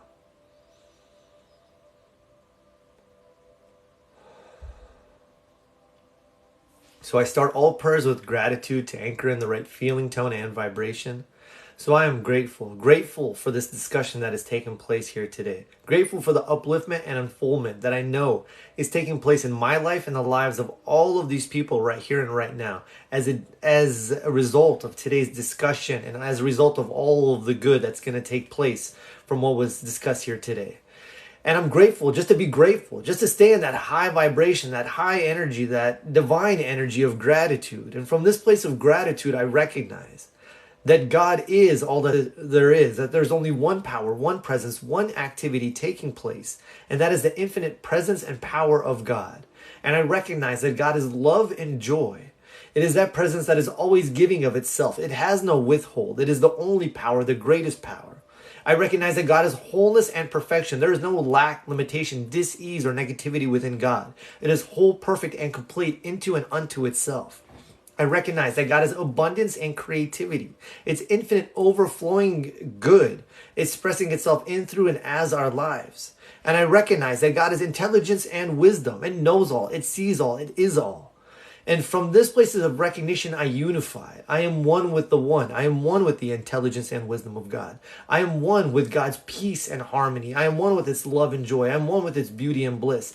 I am one with its abundance, creativity, all that it is. I am right here and right now. When you see me, you see that which sent me, the Spirit of the Almighty good God. And as I know this to be true of me, I know this to be the absolute truth of everyone on this live's being, right where they are. The Spirit of God is in its fullness, and its allness, and its isness, for it's always expressing itself. I know it is right where you are, right here and right now. So I claim and call forth this good for everyone in this life. I claim and call forth wholeness and perfection in the body temple. Whole, perfect, and complete in the physical body, the mental body, the emotional body, the body of their affairs, every aspect and facet of their life, reflecting God's wholeness and perfection now. Where the person who had the ache in their tooth, where that tooth is, God's wholeness and perfection flows through the root, flows through the tooth, flows through their entire body, mind, and soul right here and right now, creating such perfection in that person's body that anyone who sees that person from this moment forward sees the perfection of God now. I claim and call for such wholeness and perfection and everyone's life in this life right here and right now, that they live, move, and have their being in God, that God's abundance flows, overflows in their life, meeting, exceeding, and surpassing their wants, needs, goals, and wildest expectations. I claim and call for such abundance and creativity that greater good than they've ever experienced, realized, or imagined before is being created in their lives right here and right now. I claim and call forth intelligence and wisdom of God guiding them, directing them, maintaining them, sustaining them, up-leveling them in this moment and every moment. Divine clarity shining through them. God always knows what it is doing. It is infinitely intelligent. It is infinitely wise. It is always succeeding. And this is what I claim and call forth for you all right here and right now. God's abundance and success. Its divine creativity overflowing in your life. In an atmosphere of love and joy, ease and well-being, greater good than you've ever known before, taking place right here and right now. So I give thanks that as they go forward in an atmosphere of love and joy, in an atmosphere of peace and harmony, an atmosphere of ease and grace.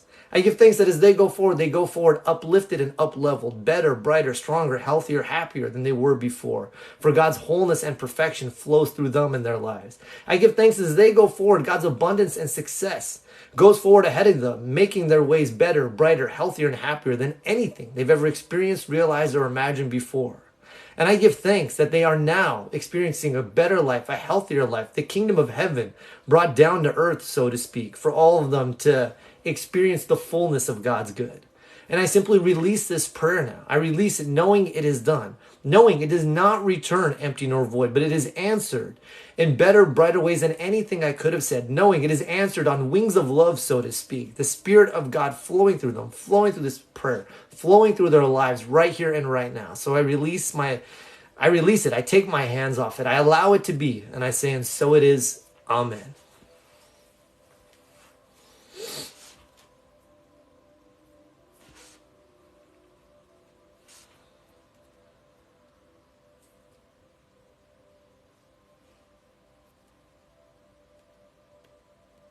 You're welcome. And thank you, everybody. And amen. Oh, hey, you're still here. Okay, good. All right, amen.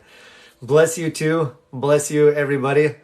So we've sowed a lot of good into your lives. You made my day awesome. Good. I'm glad you're here, and thank you for the questions. And thank you all for being here.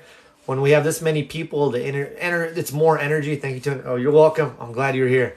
Do you perform meditations in one-on-one? I could if you want. It's up to you. It's whatever you like. That's your time. So you just let me know. I do hypnosis sessions and meditations during that time. So it's whatever somebody needs.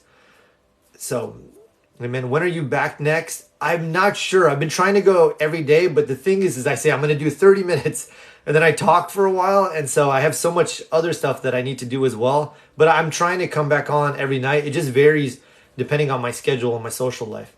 So thank you for the roses, Jardine. So everybody go about your day or go about your night in positive expectations and positive expectation. Great things are in store for you. Great things are actually happening for you right now. Your vibration is uplifted. Dr. Thurman Fleet's book, Rays of the Dawn. So Rays of the Dawn. I'll be getting a hold of you for a one-on-one. Awesome. I'm looking forward to it, JMV. And anyone else, get a hold of me. For some reason, if you can't, just leave me a comment and I'll contact you. But I'm easy to get a hold of. And I wish you all the best. And I thank you everybody for being here. And I will talk to you all soon.